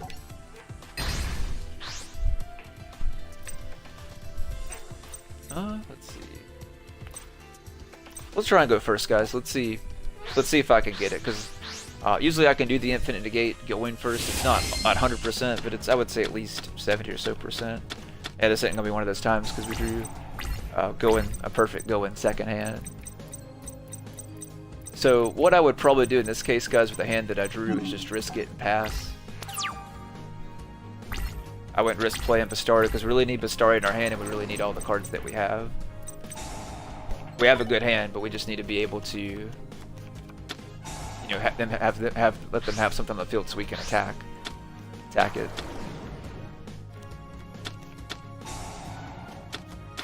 Alright, cool. So they're going all out. as expected, since we didn't have anything. I'm perfectly cool with that.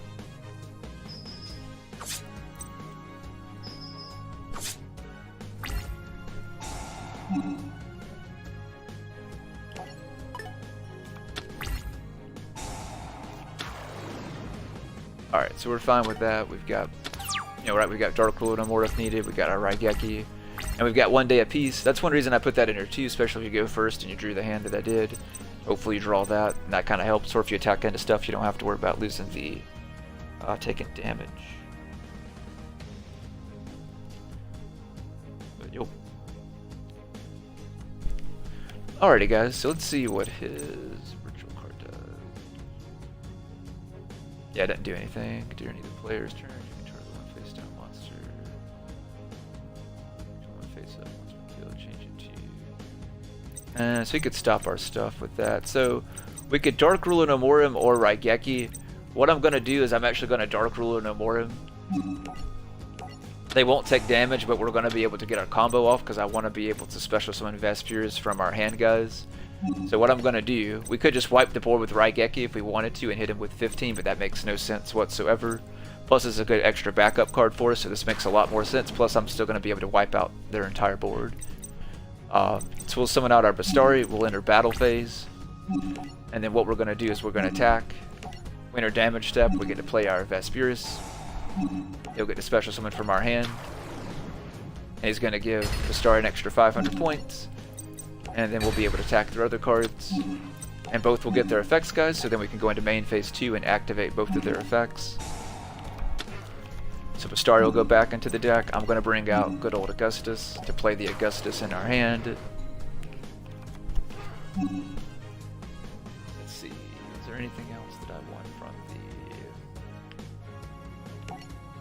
And I think we'll leave Vespers on the field, guys. There's really nothing really have in here that would cycle through since we don't really have anything in the graveyard. I mean, I could put a Torix, I guess.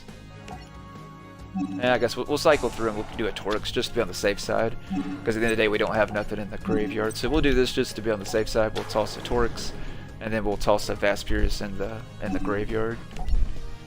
I don't like not having no Gladiator Beast in the graveyard. A lot of people forget the deck's really good to combo in, not just off the field of the hand, but also your graveyard. So that's the reason I did that, guys. To help us out just in case we need like a comeback move or something like that later on. So now we can go into our first tame editor.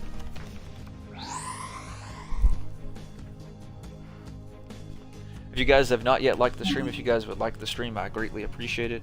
I appreciate you guys taking time out of your night to join and watch the stream and chat with me down in the chat. I greatly appreciate it. For you guys that are new and this is your first time checking out me and the channel, consider getting subscribed, guys. I try and do the best I can to upload as much as I can. I stream every Sunday and Monday as well, and for the rest of December I'm going to be streaming every Sunday, Monday, and Tuesday as well too. Alright, so we're going to go into Gazaris, guys, so we can go through and now pop his 2 face downs.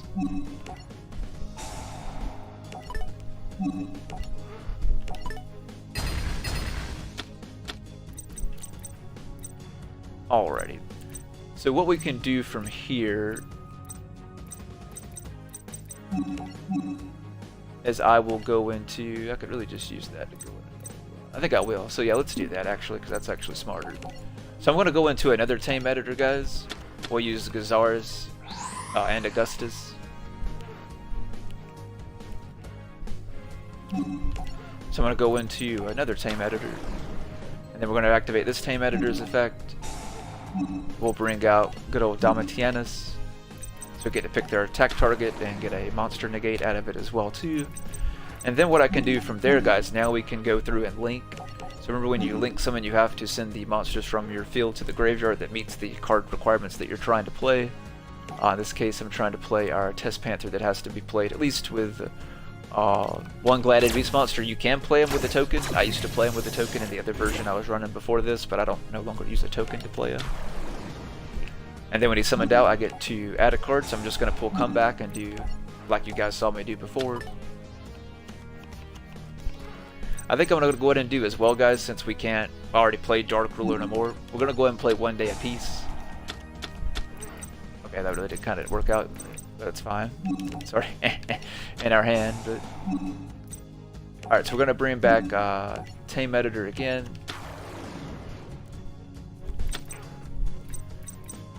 Alrighty, so then what we're going to do, guys, is then I'm going to activate his effect. Then we will bring out... we'll bring out Gazaris. We'll bring out Gazaris. Be careful not to accidentally activate his effect. And then what I'm going to do, I'm going to use Test Panther's effect.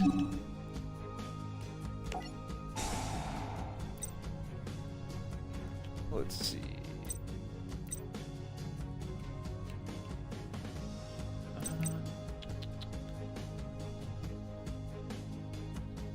I don't have the other one in the graveyard, it's just this one. Yeah, we'll turn to Gazaris. Let's see. Then we will bring out... I'm trying to think what's in graveyard.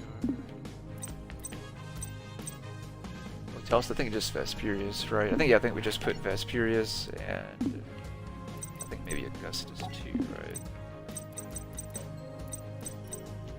So technically I could bring a quest, right? If I wanted to, guys, I could bring a quest. I could add back the comeback. Thanks, man. I greatly appreciate it. I'm still fairly new to doing streaming and YouTube, so I try and do the best I can and just like everyone try and learn as they go. So I appreciate the feedback. But so if I wanted to, guys, I could bring out a quest, I could pull back the comeback or any of the Gladiator Beast monster cards from the deck to my hand. Or what we could do, I could bring out Darius, which I think would be probably our best bet. I'm trying to think what I'm pretty sure, yeah. Let's bring out Darius. As much as I want to pull comeback, it really would put us kind of in a bind at the moment. Alrighty, so let's do...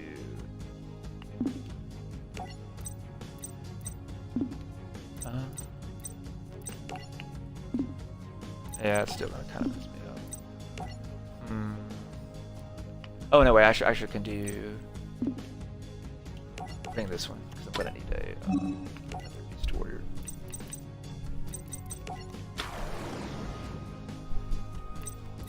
Alright, yeah, his effect is gonna be negated. Alright, cool. Alright, so then what we can do, guys, let's do... I could do them two... that, but I don't have a card to combo back. Yeah, I think I messed that up. We already used his effect. Yeah, I should have just went into Cross Sheep first is what I should have done. Oh, we can still do part of the play. We can go ahead and go into one of our Union carriers.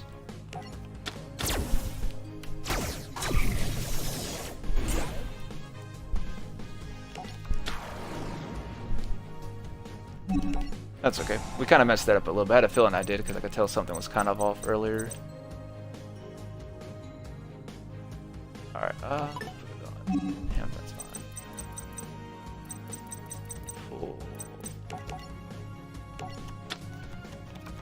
Pull out an Augustus. Who knows, I may have been better off going for him than trying to go for it. Alright, we'll end at that one, guys. I kind of messed that up where we didn't get a chance to get it, but I'll be able to finish getting the Infinite Negate next turn.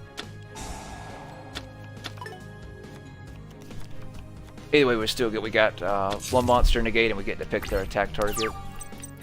So yeah, they didn't have anything anyway. Alright, good deal. So now we'll bring out Gazaris. And then we'll pop their face down.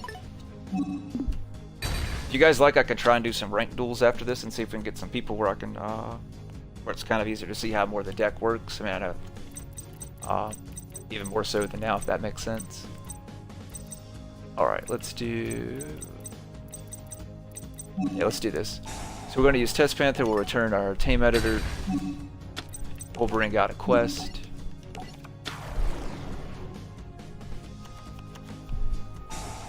A quest is going to activate, allow me to add back my comeback from my graveyard to my hand.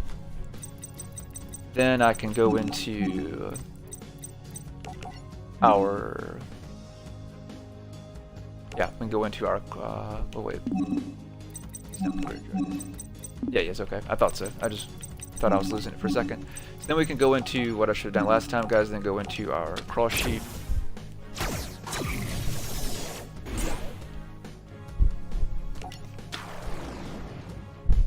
Which I really don't have to do. We have more than enough to go for game, but let me bring out Tame Editor. We won't. I might as well. I've played him, so we'll use him to bring back a quest, guys. 'Cause that's the whole reason I have him, is to bring out like one of the level 4s, whether it be a winged beast or a beast warrior card. Because he helps go in for the for the infinite negate combo. So we'll go for org. Put a quest back in the graveyard.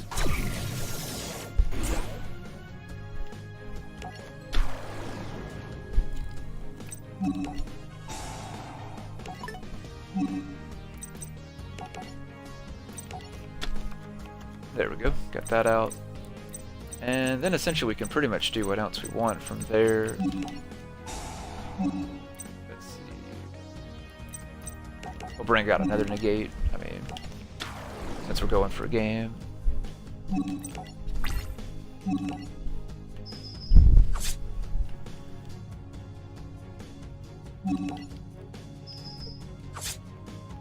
But yeah, if there's any questions you guys have, went through, I think, what is it, three different decks now, going through how to play.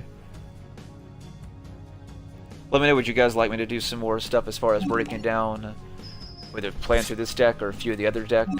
I think the best one I probably did was with this one, and definitely the Six Samurai was the best one, because it allows you to see pretty much all the different summons in the game except for the pendulums in that particular deck. But I can literally do everything else in the Six Samurai deck.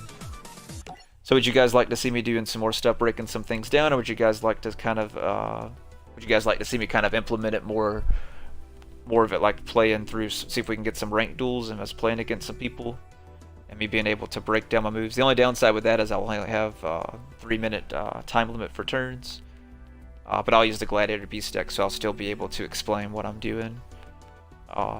With the Six Samurai, I wouldn't be able to break it down because it just takes too long to do my turn, unfortunately, because with that deck you have 20-minute turns, with it taking so long to combo and build counters and build the board, and then go or do whatever you need to do. Alright, try out some ranked. Alright, let's do it.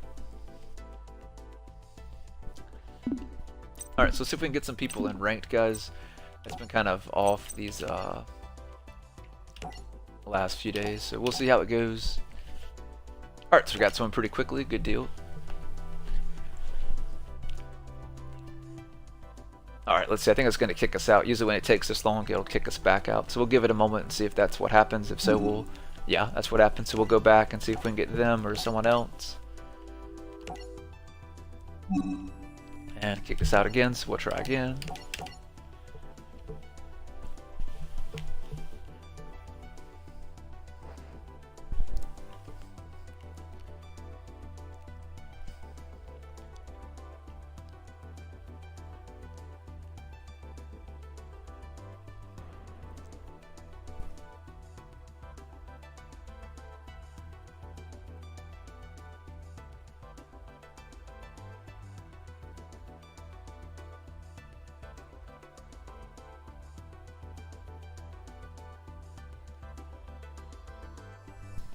Alrighty, guys, we'll give it a few moments, see if we can get a game. But yeah, if you guys are not yet subscribed, please get subscribed. If you haven't liked the stream, please like the stream. It really does help push the channel and this stream as well, to help build and continue to grow our community. We've grown very fast just in the short time that I have been doing YouTube. Alright, man, I hope everything's alright, Pat. But I appreciate you, man. I appreciate you joining and chatting with me. I hope you're doing well.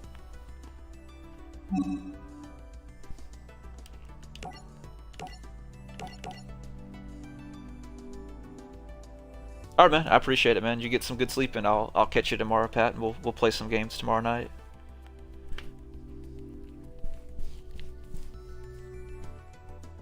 Yeah, for you guys that are new, let me just kind of go over when I stream. Like I said, I usually stream, or I consistently stream on every Sunday and Monday. Time-wise, I always stream from 8 p.m. Central Time to usually anywhere from 11 to 12 p.m. Central Time. Eastern Time, that would be anywhere be from 9 p.m. Eastern Time, anywhere from about 11 to about 11 to 12 a.m. depending on how long I decide to go. Roughly the same. But I usually stream for roughly 3 to 4 hours every Sunday and Monday, and then I'm gonna do the same for Tuesday as well. I guess it's one of those nights that's just gonna keep kicking us out, guys. We'll try a few more. If we can't, we'll go back in and do ranked. I mean, not ranked. We'll do one of the challenge modes or something. Here we go. Okay, looks like we actually got somebody. All right, yay! So we got our first ranked match of the night, guys. Yeah, have a good night, Patman. I appreciate you joining.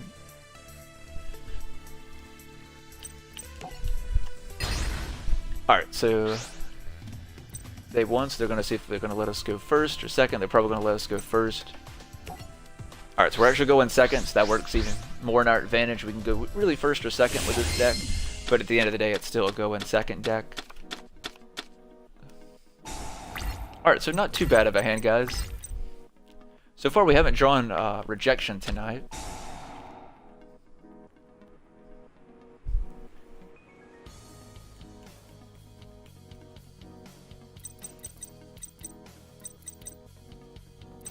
Alright, so...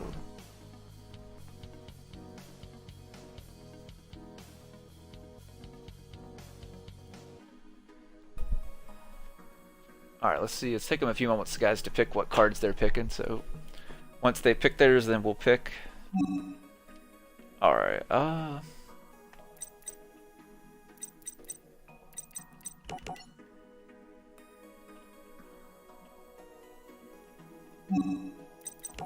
I'm just going to do the same thing I did last time.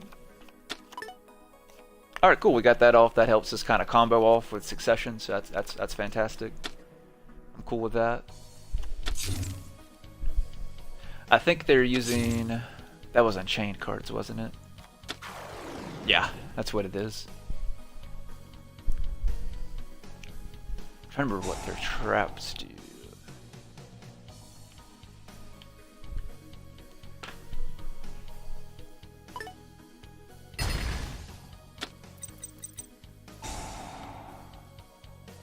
Alright, so we'll see how this one goes, guys. This one's, I don't want to say a tough deck for this deck to beat, but if I had Dark Ruler no more in my hand, I would be, I wouldn't be worried. But it can, with the way this deck works, it does. This is going to be probably a little bit tougher duel for us because he's probably going to bring out, yeah, that one.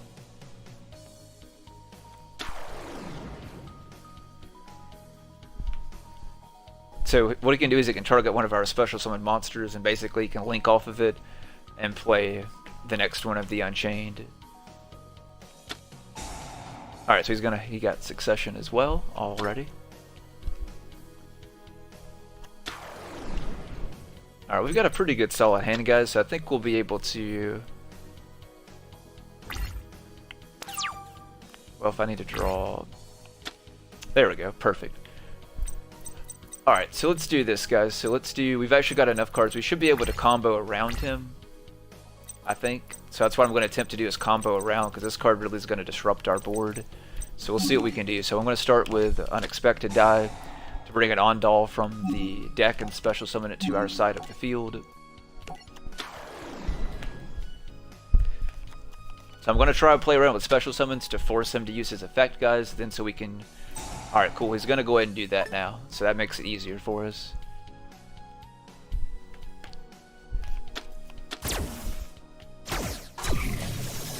Alright. Let's see. I forget what this one does. What is he?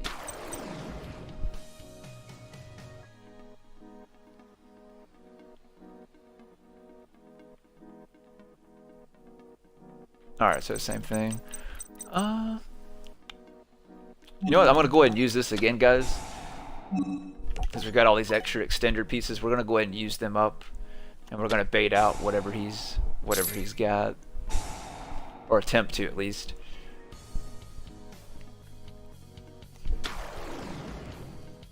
Alright, so he's gonna try and just play another one, is what he's going for.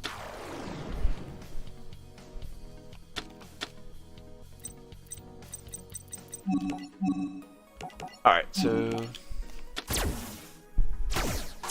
we'll go ahead and put him back in the graveyard. We're gonna go ahead and play our... I meant to put it over there. That's not gonna be good. Oh, that messed up that play for us, guys. Unfortunately, we kind of needed that to work. I hate I messed that up. How do I want to do this?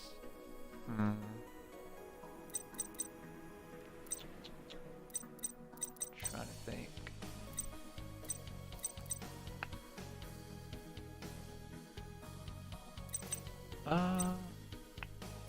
Let's go ahead. We'll go ahead and activate Proving Ground.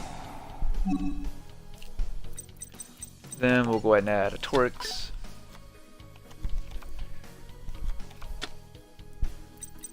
Alrighty, then let's just force them. So I'm gonna bring back Ondal again, guys, even though we technically messed up. So I shouldn't do this without having to waste these cards, but that's what happens when you get click happy. Alright, so we're gonna go into Test Panther.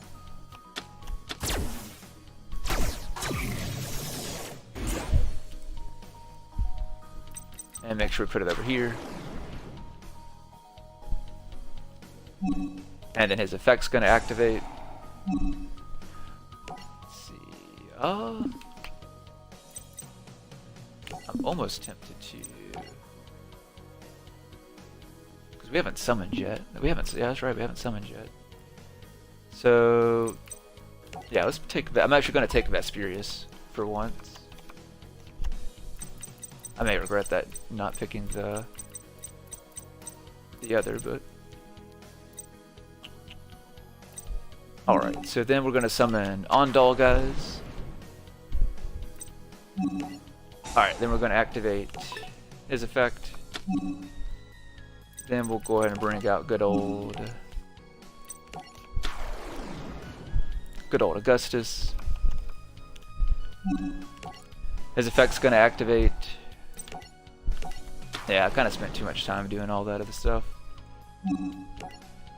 So we'll have to basically just try and go for our end board pretty quickly. Alright, so then we're going to toss Vesperius, guys. Alright, and then what we're going to do, bring out Tame Editor really quickly.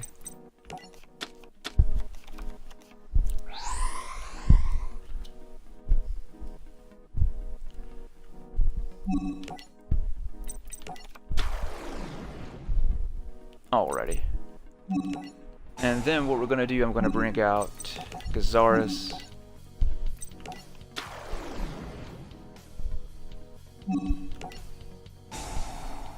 Alright, let's pop that.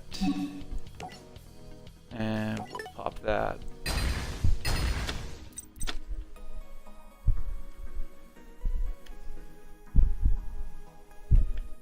I thought I'd bring out Dalmatianus. I probably should have, so I could negate his effects. I thought about that, but figured since we were hurting for time as best, I probably went for that. And still, we wanted to keep one guys on the field so I can go through, and when I attack, I can play Vesperius for my hand, so he'll be able to special summon too on top of that as well. Then we're going to try and quickly go for our, if possible, try and get the infinite negate out, and then we'll have game. But I don't know if I'm going to have the time to get infinite negate out, is the question.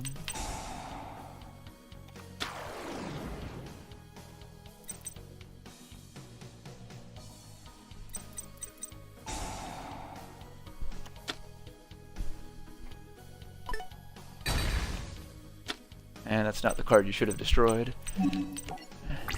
But that's my advantage, so I ain't gonna complain. So. Alright, so we're gonna do that. We're gonna play Vesperius, guys, so we'll be able to overpower his 3000. Because now we're 31. Now we're 28. We'll attack his 24. Now we're 24. We'll attack his 18.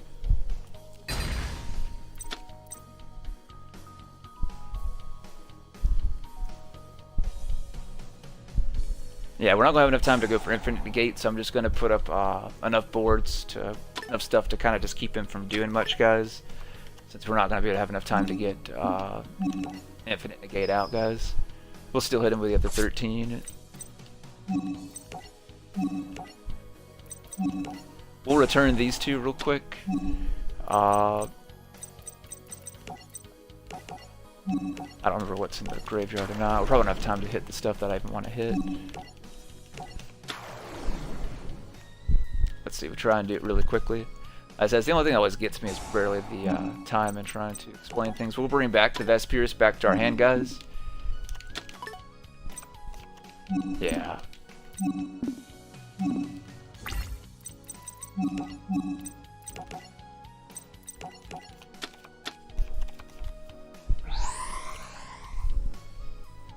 Yeah, I'm probably gonna end up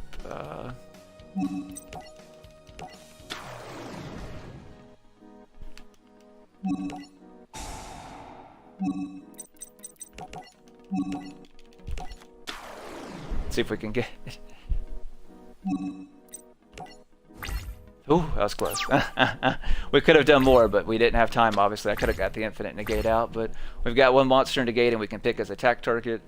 And if he attacks us, I can play Vespyrus from our hand. So it's still not a bad board. Just time got us on that one, guys. Oh. So not bad. I definitely misplayed at least once or twice on that one, but we're still able to pull off still not too bad of a board with the time we had left, and we're still able to pull off a nice victory there.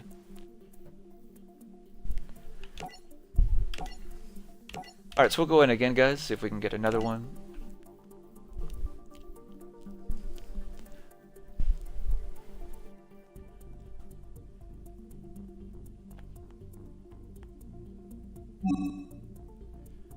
Alright, it kicked us back out, so we'll try and go back in.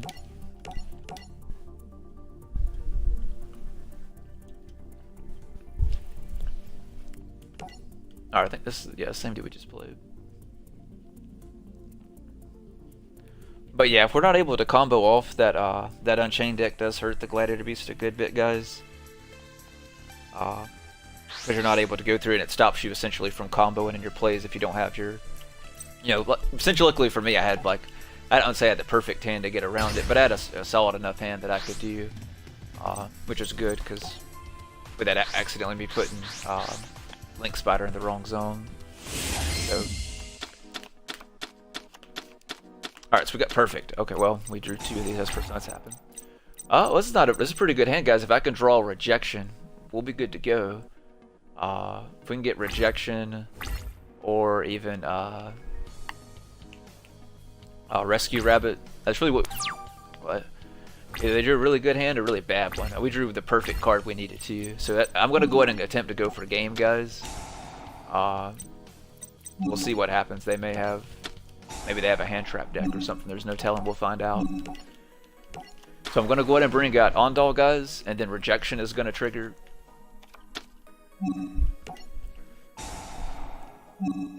I'm gonna go ahead and bring out Vespyrus. My luck, they'll probably end up quitting if they just got a bad hand and let us go, so I almost expect for them to kind of leave here. I don't know why I put him there. That was another misplay there, unfortunately. That's fine, though. Because we can get rid of, I know I only have that one in my hand, that's fine. But I didn't have anything to normal summon anyway, so I'd say that didn't really make any sense other than the extra card for us, so how do you want to do this? And we'll go ahead and play Test, we'll go ahead and play Test Panther, guys. I'm going to, yeah, we'll put the Ondal back.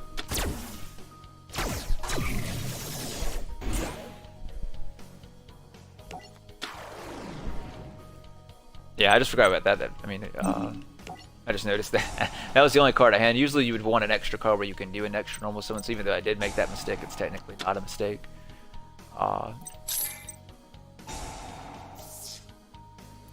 Alright, so he used that, that's fine. Then what we're going to do is we're going to use Test Panther, we're going to return Vespyrus. we're going to bring out good old Augustus. Augustus is going to play, or attempt to play, the Augustus from our hand.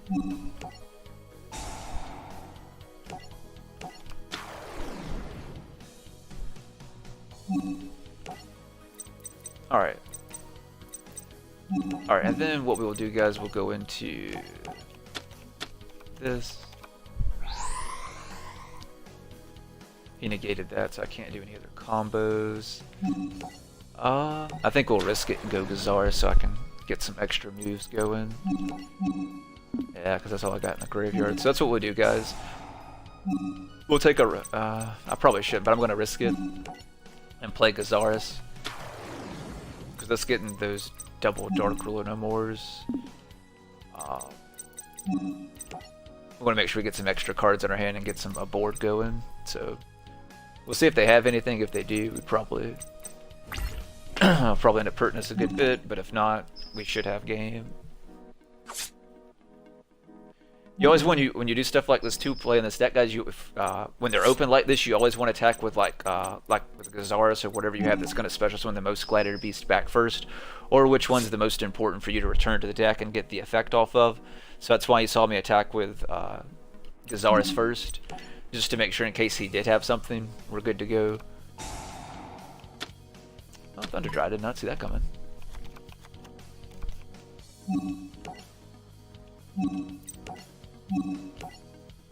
Alright, so we're going to turn Gazaris, guys. So Gazaris is going to go back. We'll bring out that and that. Let's see, I didn't get comeback out because he kept that from coming. I wish there was one of the ones that would let you toss spell cards from the deck to the graveyard. That's really what it's missing, guys.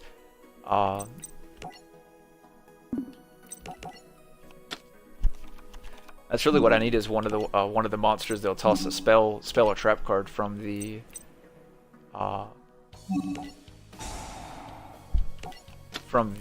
deck to the graveyard. That would really help us out a lot, actually. All right, I'm trying to get enough stuff out so we can try and go for our infinite negate, guys. That's pretty much what we're going for now. All right, we got enough time, so we'll see if we can get it out this time. So let's go into our tame editor.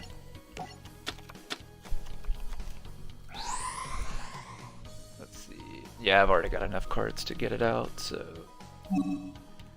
But unfortunately, I can't extra overextend like I normally do to bring out. That's right. I'm not gonna have a choice because I needed a winged beast. I should have dumped another card instead. That's fine. We don't necessarily have to have Dalmatianus out. That's fine.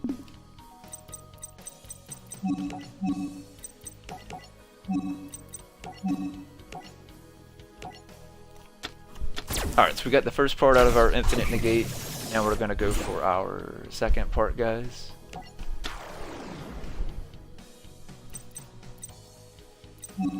Alright, then what I'm going to do, we'll play Union Carrier, we'll get rid of our Ondal and our Darius. We didn't get the full version out since they got rid of that, our comeback, and I wasn't thinking that we didn't have a Winged Beast in the graveyard, so that's my bad. I should have tossed like Vastari or a Quest earlier. That's still fine, like I said, we've still got the infinite negate. They can attack into it, it's the only downside. So they do have another loop around it in this case, but for the most part we should be still good to go.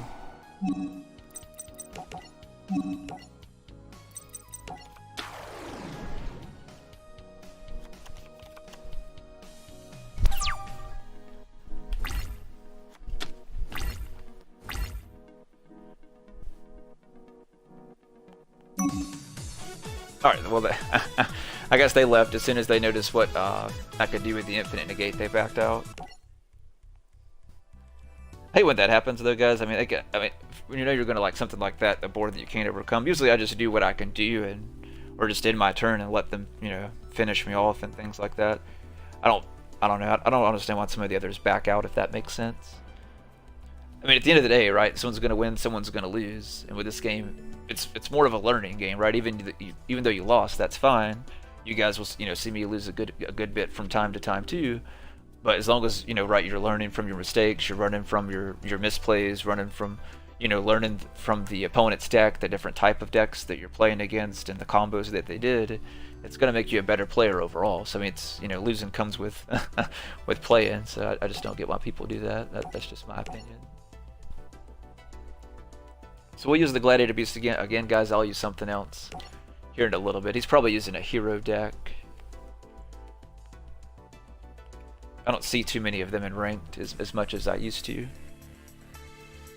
But yeah, I appreciate you guys stopping by. I'm definitely checking out the stream tonight. If you guys are not already subscribed, please make sure you get subscribed. I try and upload as much as I can. I stream every Sunday and Monday. Also, make sure you like the video if you haven't had a chance to like the video yet, because it really does help push the video and the channel. Helps YouTube kind of help promote the channel and the video as itself to kind of help grow our community. If you guys have any other questions or anything like that, let me know down in the chat.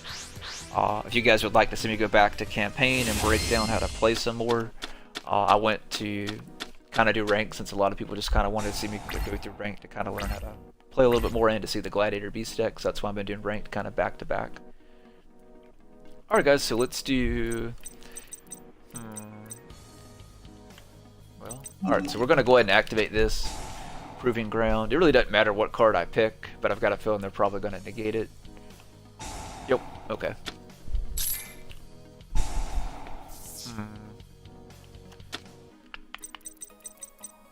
We actually kind of need that to go through, unfortunately. Because we need another Gladiator Beast in our hand.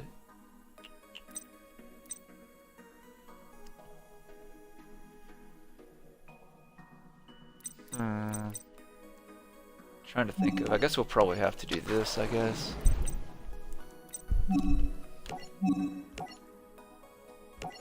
Trying to think of a way that we could... Yeah, there's not much we're going to be able to do since they negated that, guys. It's rare that we don't draw a lot of monsters, but this would happen to be one of those times going first, unfortunately. I guess we'll do this. So we're going to go ahead and play Test Panther, guys.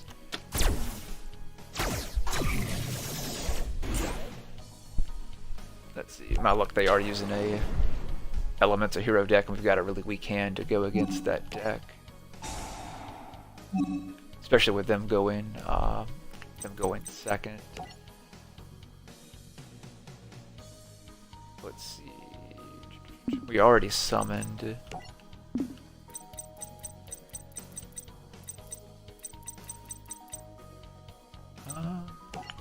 I'm thinking comeback's going to be the best thing we can do kind of at this point, guys. Still like normal, so we'll add comeback. Or you know what, actually I know what I should have done. Oh well. Well, actually I still could kind of potentially fix that. So let's do this. So let's activate Monster Reborn. Let's bring back a Torix.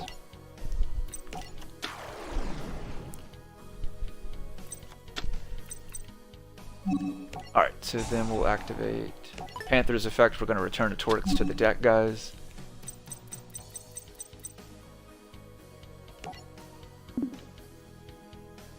Let's see. And I don't think it's really going to matter what we play, because I'm going to have to go all out, in a sense. Alright, yep. Then we're going to have to play the other Test Tiger in our hand. I'm just basically going all out, guys. It's the hand that we drew. Normally I wouldn't do this, but I really don't want to take the chance. We can't really afford to take the chance with the hand that we got, unfortunately. So it's one of those ones we're gonna have to fully commit, unfortunately. So I'm gonna bring out a Torix. Now what I'm gonna do is then we're gonna dump, or attempt to dump, Asperius like I normally do, guys. And then we're going to activate Comeback to bring him right back. And then what we will do is then we're going to bring out good old Tame Editor.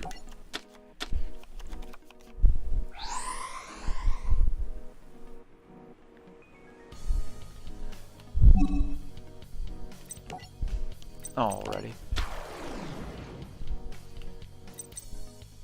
go ahead and activate Tame Editor, guys. I want to go ahead and bring out good old Domitianus. And the downside when you get hands like this, at least like the worst board that you'll always make, guys, going first is exactly what I have here. So worst case scenario with this deck, I can always make the board that you see here consistently, even with the bad hand that I drew. So we'll end our turn. So we still get to pick their attack target, and we have one negate. But I'm pretty sure he's using the E-Hero deck, so he's probably going to end up baiting me out of my negates. That negate's probably not going to matter unless he got a bad hand too. So we'll see what happens, guys. Or he may not even be using an E-Hero deck. I could be wrong, but we'll see what happens. Let me make sure I'm still in the party, so I'm not giving. Okay, I am. Just making sure I ain't giving our opponent all of our strategy moves. I've had that happen before. It kicked me out of the Xbox party, and they can hear everything that I'm telling you guys. Alright, so they're going to use Emergency Call, add an E-Hero from their deck to their hand.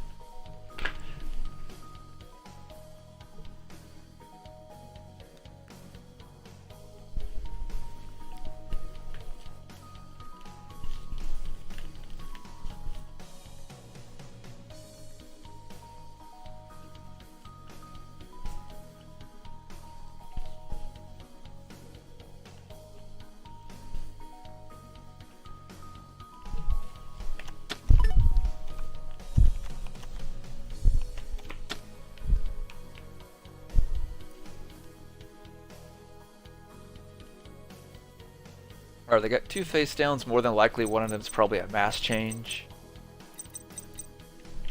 Or both of them really could be a mass change for that example, but I'm pretty sure probably one of them's a mass change, guys. That's set face down.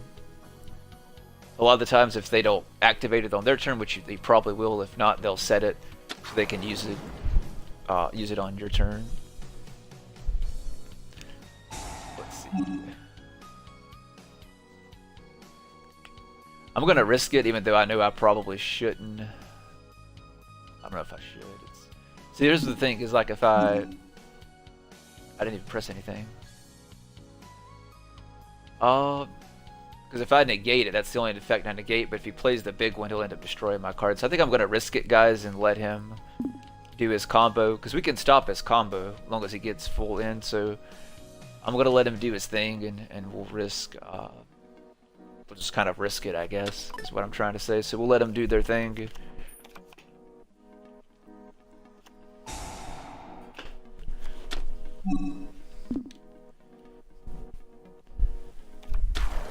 So I'm going to let him keep going full combo. A lot of people don't actually read Domitianus for you guys that have watched me or watched my streams in the past.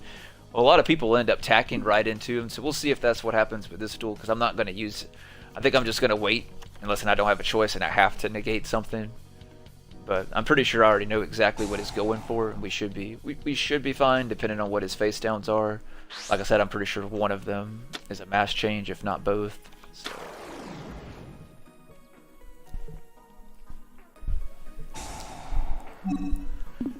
So we'll save our negate to basically the very last minute. And hope that'll be enough. If he has something else to combo or to extend around it, that definitely won't be good for us. So we'll see what happens. But I'm just going, thinking long term of what he's the board that most people try and go for this deck. So this is where like knowledge of how a deck works kind of comes in handy, because I know essentially what he's going to go for his end board, and I know if I wait out with the board that I have, if he doesn't have something else, I'll be good to go. If he has something else, then then we'll see what happens, of course. But for the most part, we should hopefully be good to go.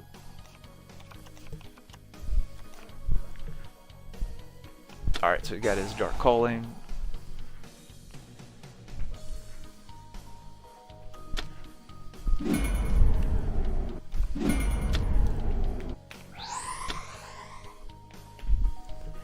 Yep. All right, so we play Bane as expected.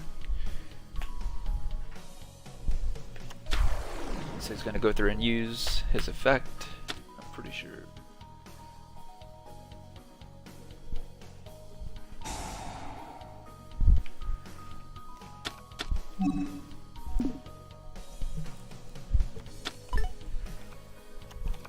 Alright, yeah, looks like they're gonna try and go for something else. Let's see. Yeah, it's insane all of the e-hero cards that they've made. I wonder like how many e-hero cards like total. To me it feels like I think that's probably the deck out of all of the archetypes that probably have the most support is e-heroes. Not counting if you count the Destiny heroes as well in a sense.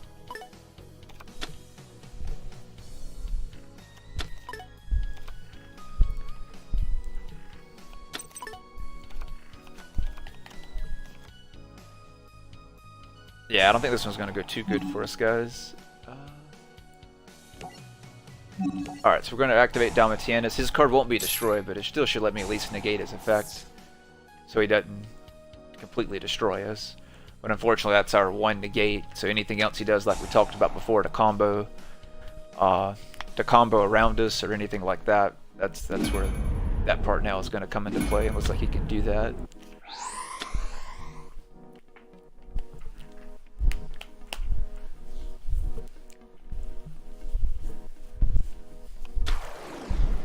Alright. It's a 31. So far we're good, guys, as far as long as they don't do anything that's going to destroy our monsters, like card effect wise. If they're just going based on battle, we'll be good. He's attacking with 36. I'm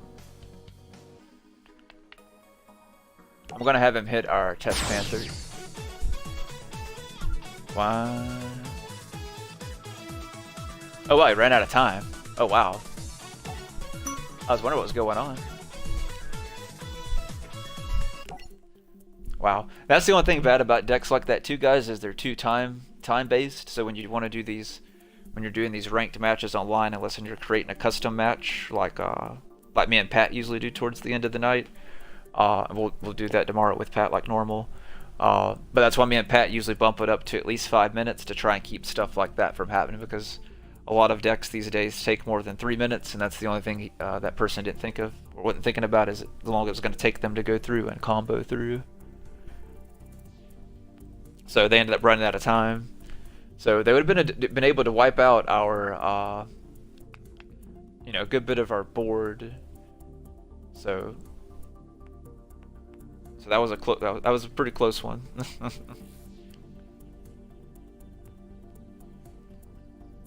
Alrighty.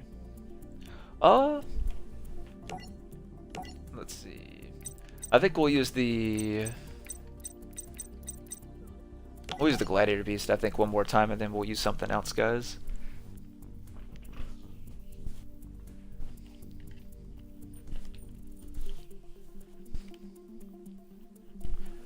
But that's the downside of using that deck, is it takes so much for them to go through adding and discarding cards, that you have to know like the deck basically instantly. It's the same thing. Same thing's true when I play the Six Samurai, for example, that you guys saw me use if you were here at the start of the stream, because that deck takes, I could spend 20 to 30 minutes doing my turn, whether going first or going second with the deck, just because there's so many combos that you can do. Alright, we're gonna go first, so let's see if I can, hopefully I'll draw a good hand that I can go for infinite negate first turn. I would like to show you guys that.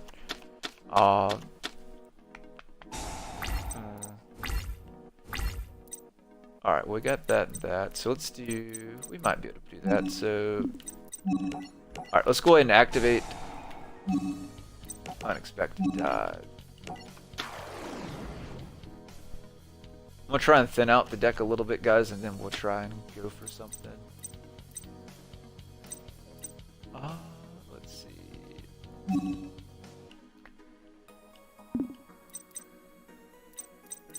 What do I want to add? Is the question. Do I want to add another one?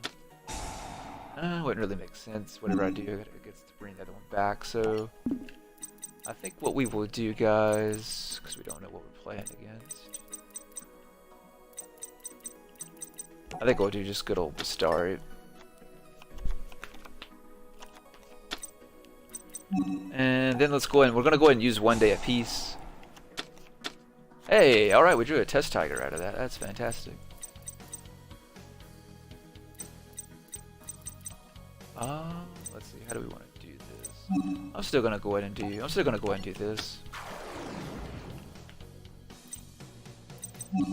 I should have pulled the Torx like I normally did. Then we'd be really good to go. That's what I should have done. I wasn't expecting us to draw something that crazy though, so I didn't want to chance it. Oh, I still actually can do it with because if Test Panther is not negated. Alright, so that's what we'll do, guys. We'll go ahead and pull. I'm going to pull a Torx. Alright, fantastic. So then we can go ahead and activate Comeback. We'll bring back the Andal that's in the graveyard, guys.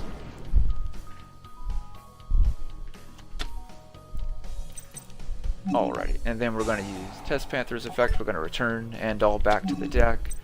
Then we're going to play good old Augustus.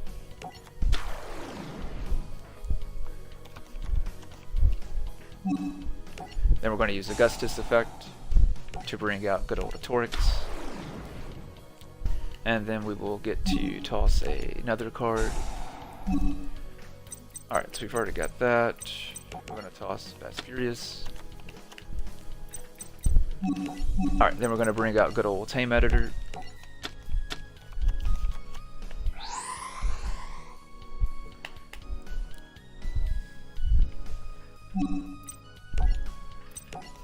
Alright, let's see. I think we need to... We have the 4 in here, right? Yep. Alright, perfect. So I'm going to go ahead and do this. Let's go ahead and bring out... yeah, I probably should have brought that. I probably messed that up. Because I wanted to do...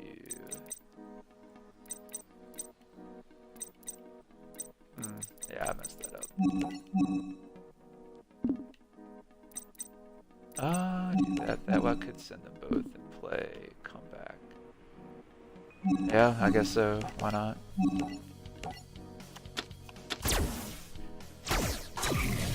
I probably should have left that, guys. I'm probably going to regret doing this. Let's see. Because I'm definitely losing a lot of cards out of doing this, so... I should have played Gazaris. That's what I started to do, but I changed my mind at the last moment, and I shouldn't have changed my mind because I was right the first time.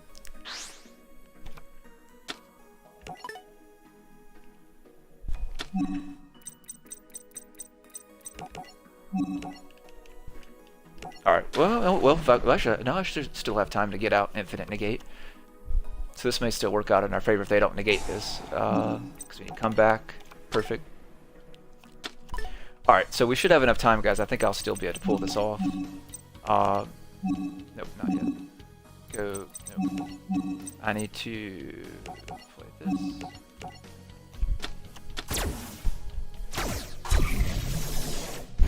Alright, we're going to play our Cross Sheep, guys, which is why I have Cross Sheep in here, is specifically for this part.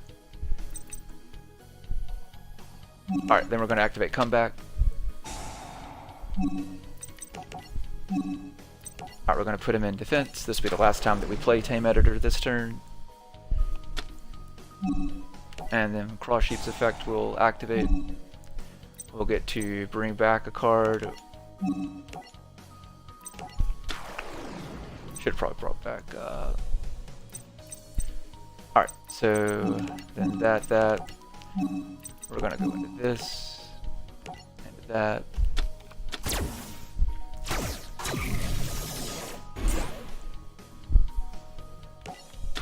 Alright, we're just going to go for the Infinite Negate. We won't be able to pick their attack targets, guys.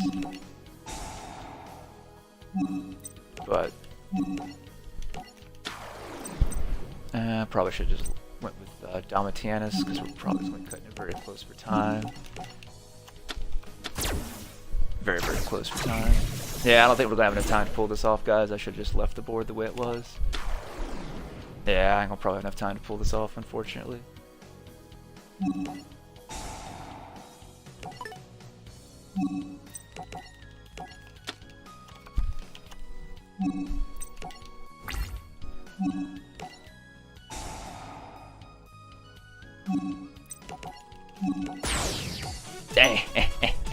Oh, I thought I pressed A quick enough to get through that, because all I had to do is do that, and he would hit the field, and it instantly would have ended my turn. I needed like a fraction of a second. That's what happens when you mess up. Oh, we still were going to be able to pull that off, so that was nice. I was going to be able to pull off the infinite negate. I just needed like literally a second. Oh man. Oh well.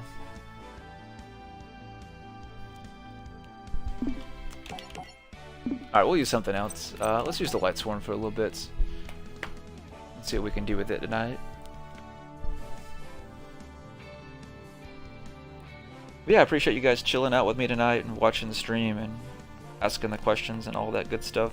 I hope the stream's really helped you guys understand whether it's the Gladiator Beast deck or any other deck that I've used, and really how to play Yu-Gi-Oh! I know we've went through a lot of questions really more earlier in the stream, but if you guys have any other questions how to play or things like that, or just anything in general, definitely let me know.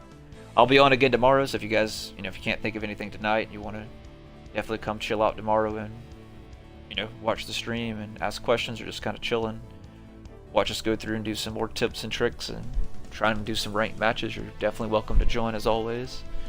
Alright, let me back out, guys, and we'll go back in. Looks like it's going to probably start to slow down. It's a little bit later, so yeah, it's probably why.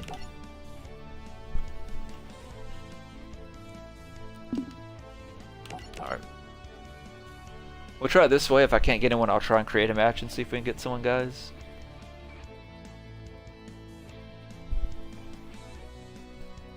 Sometimes that works a little bit better.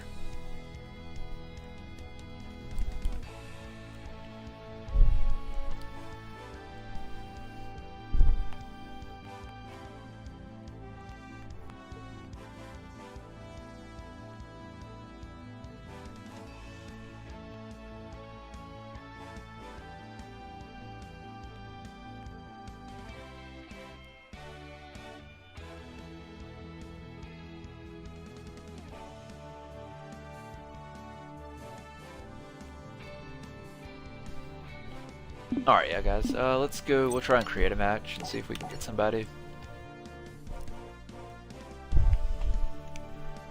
For whatever reason, sometimes this seems to work better from time to time.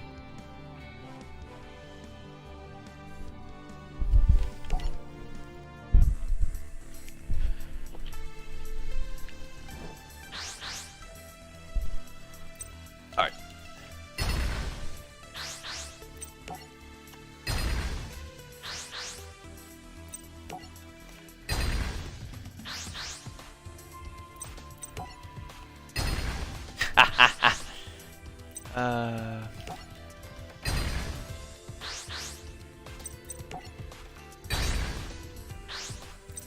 Alright, so we're gonna go we're gonna go second, guys.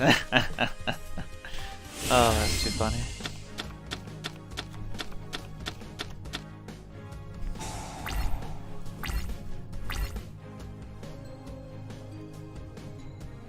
Alright, we'll see what we can do. The always downside of using this deck is oh,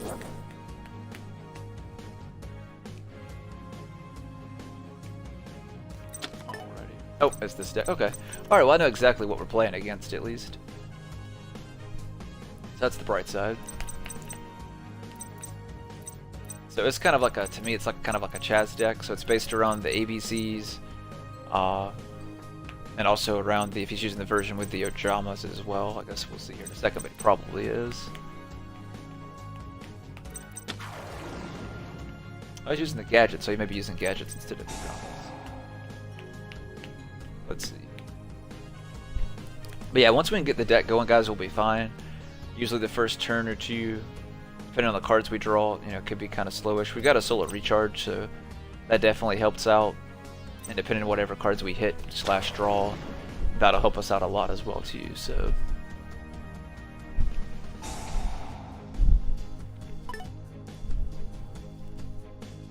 Alright, so he's going to use his Union Hanger.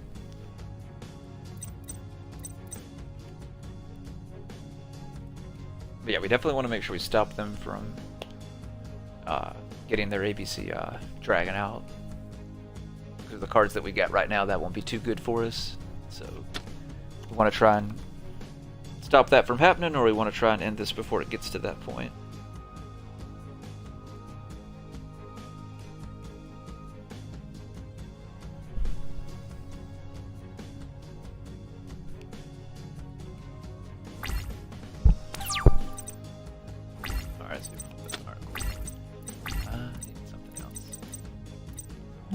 Alright, so solar recharge. And we'll get rid of that. Alright, perfect for that. Alright, so then we're going to use another solar recharge. Get rid of. Perfect. Show me another card. Fantastic. And we're going to hit another solar recharge, guys. We'll get rid of Lila. Alright, so we should be probably pretty. 1, 2, 3. We just need to hit one more. Perfect. So we do this. I'll toss. We'll toss Gorgoneth.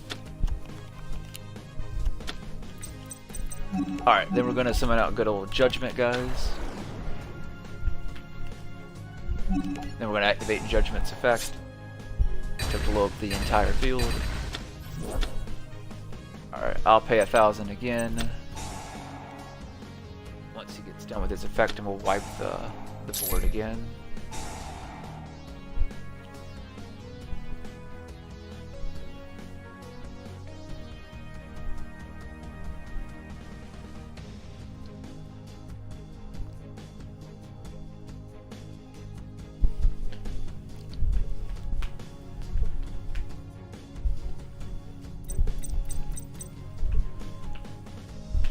I probably should have went Raiden and dumped the 2 cards and see if we could have hit a Light Sworn.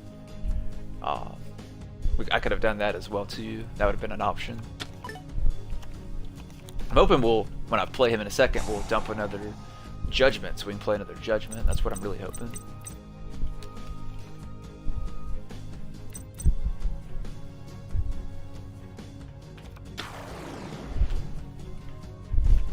Alright, so he's bringing out the gold one.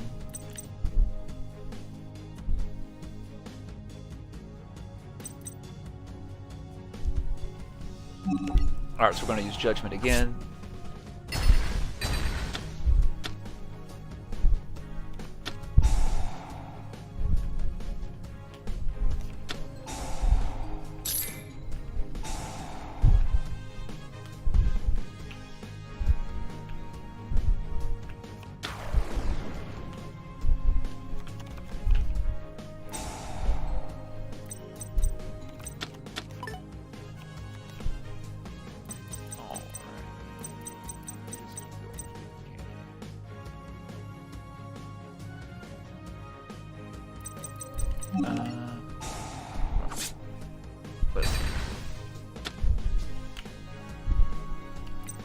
Alright, there we go.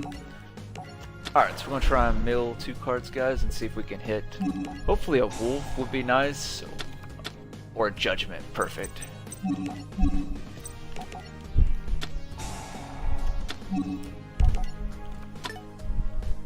So we're only 100 points shy of being able to do an OTK.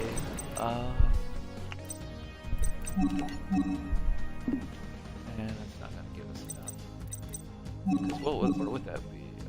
Nah, because it's only going to take 2 of them, unfortunately. So we'll set that. We'll set that. In our battle phase. Alright, we're going to attack with Judgment.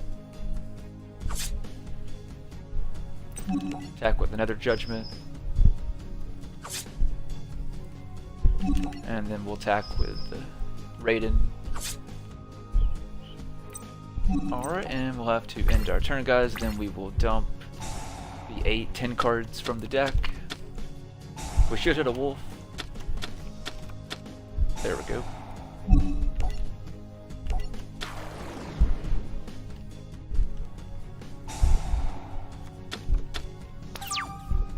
Would have been nice if we could have had the Sanctuary on the field. That'd have been really nice. Well, if we actually had that, we could have had the OTK.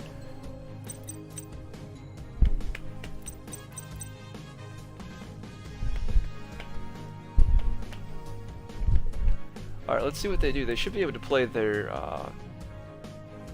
ABC Dragon.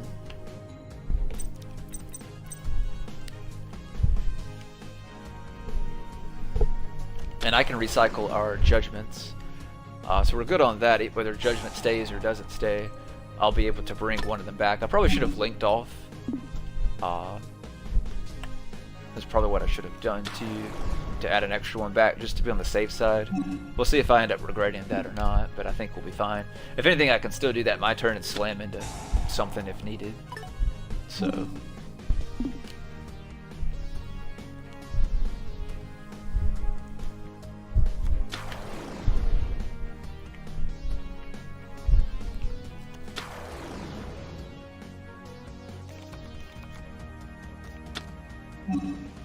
But I think this will be the last duel of the night, guys, and then I'll be on again same time tomorrow. I appreciate you guys if you made it to the, definitely this long on the stream, and I appreciate you guys taking the time out of your night to. It's been very fun chatting with you guys in the chat. We've had a lot more people on more consistently join throughout tonight, so I greatly appreciate that. I try and do these streams as much as I can. That you guys seem to love chatting with me in the chat and love me breaking down stuff as I go through while I'm playing ranked or campaign or whatever it is we're doing for the day. We'll do kind of the same thing tomorrow night and see if we can get just as much as many people on, if not even more people than maybe we got on tonight. But we'll see how this duel finishes up. This is going to be a pretty close one. We'll see what they're going for.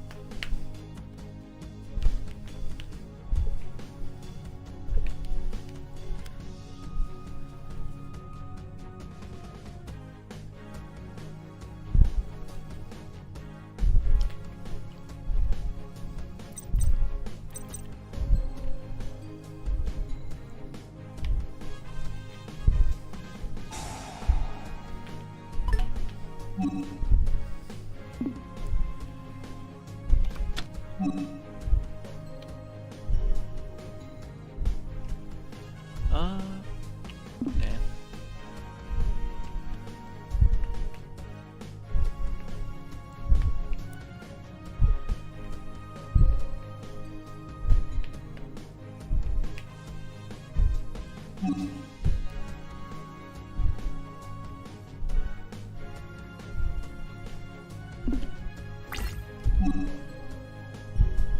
Alright, I'm not sure why they're entering battle phase.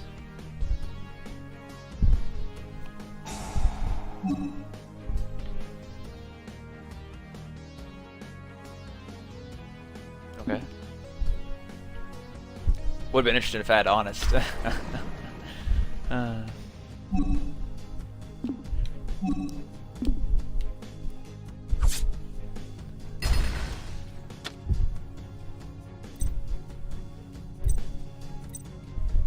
That's not what I expected them to go for it.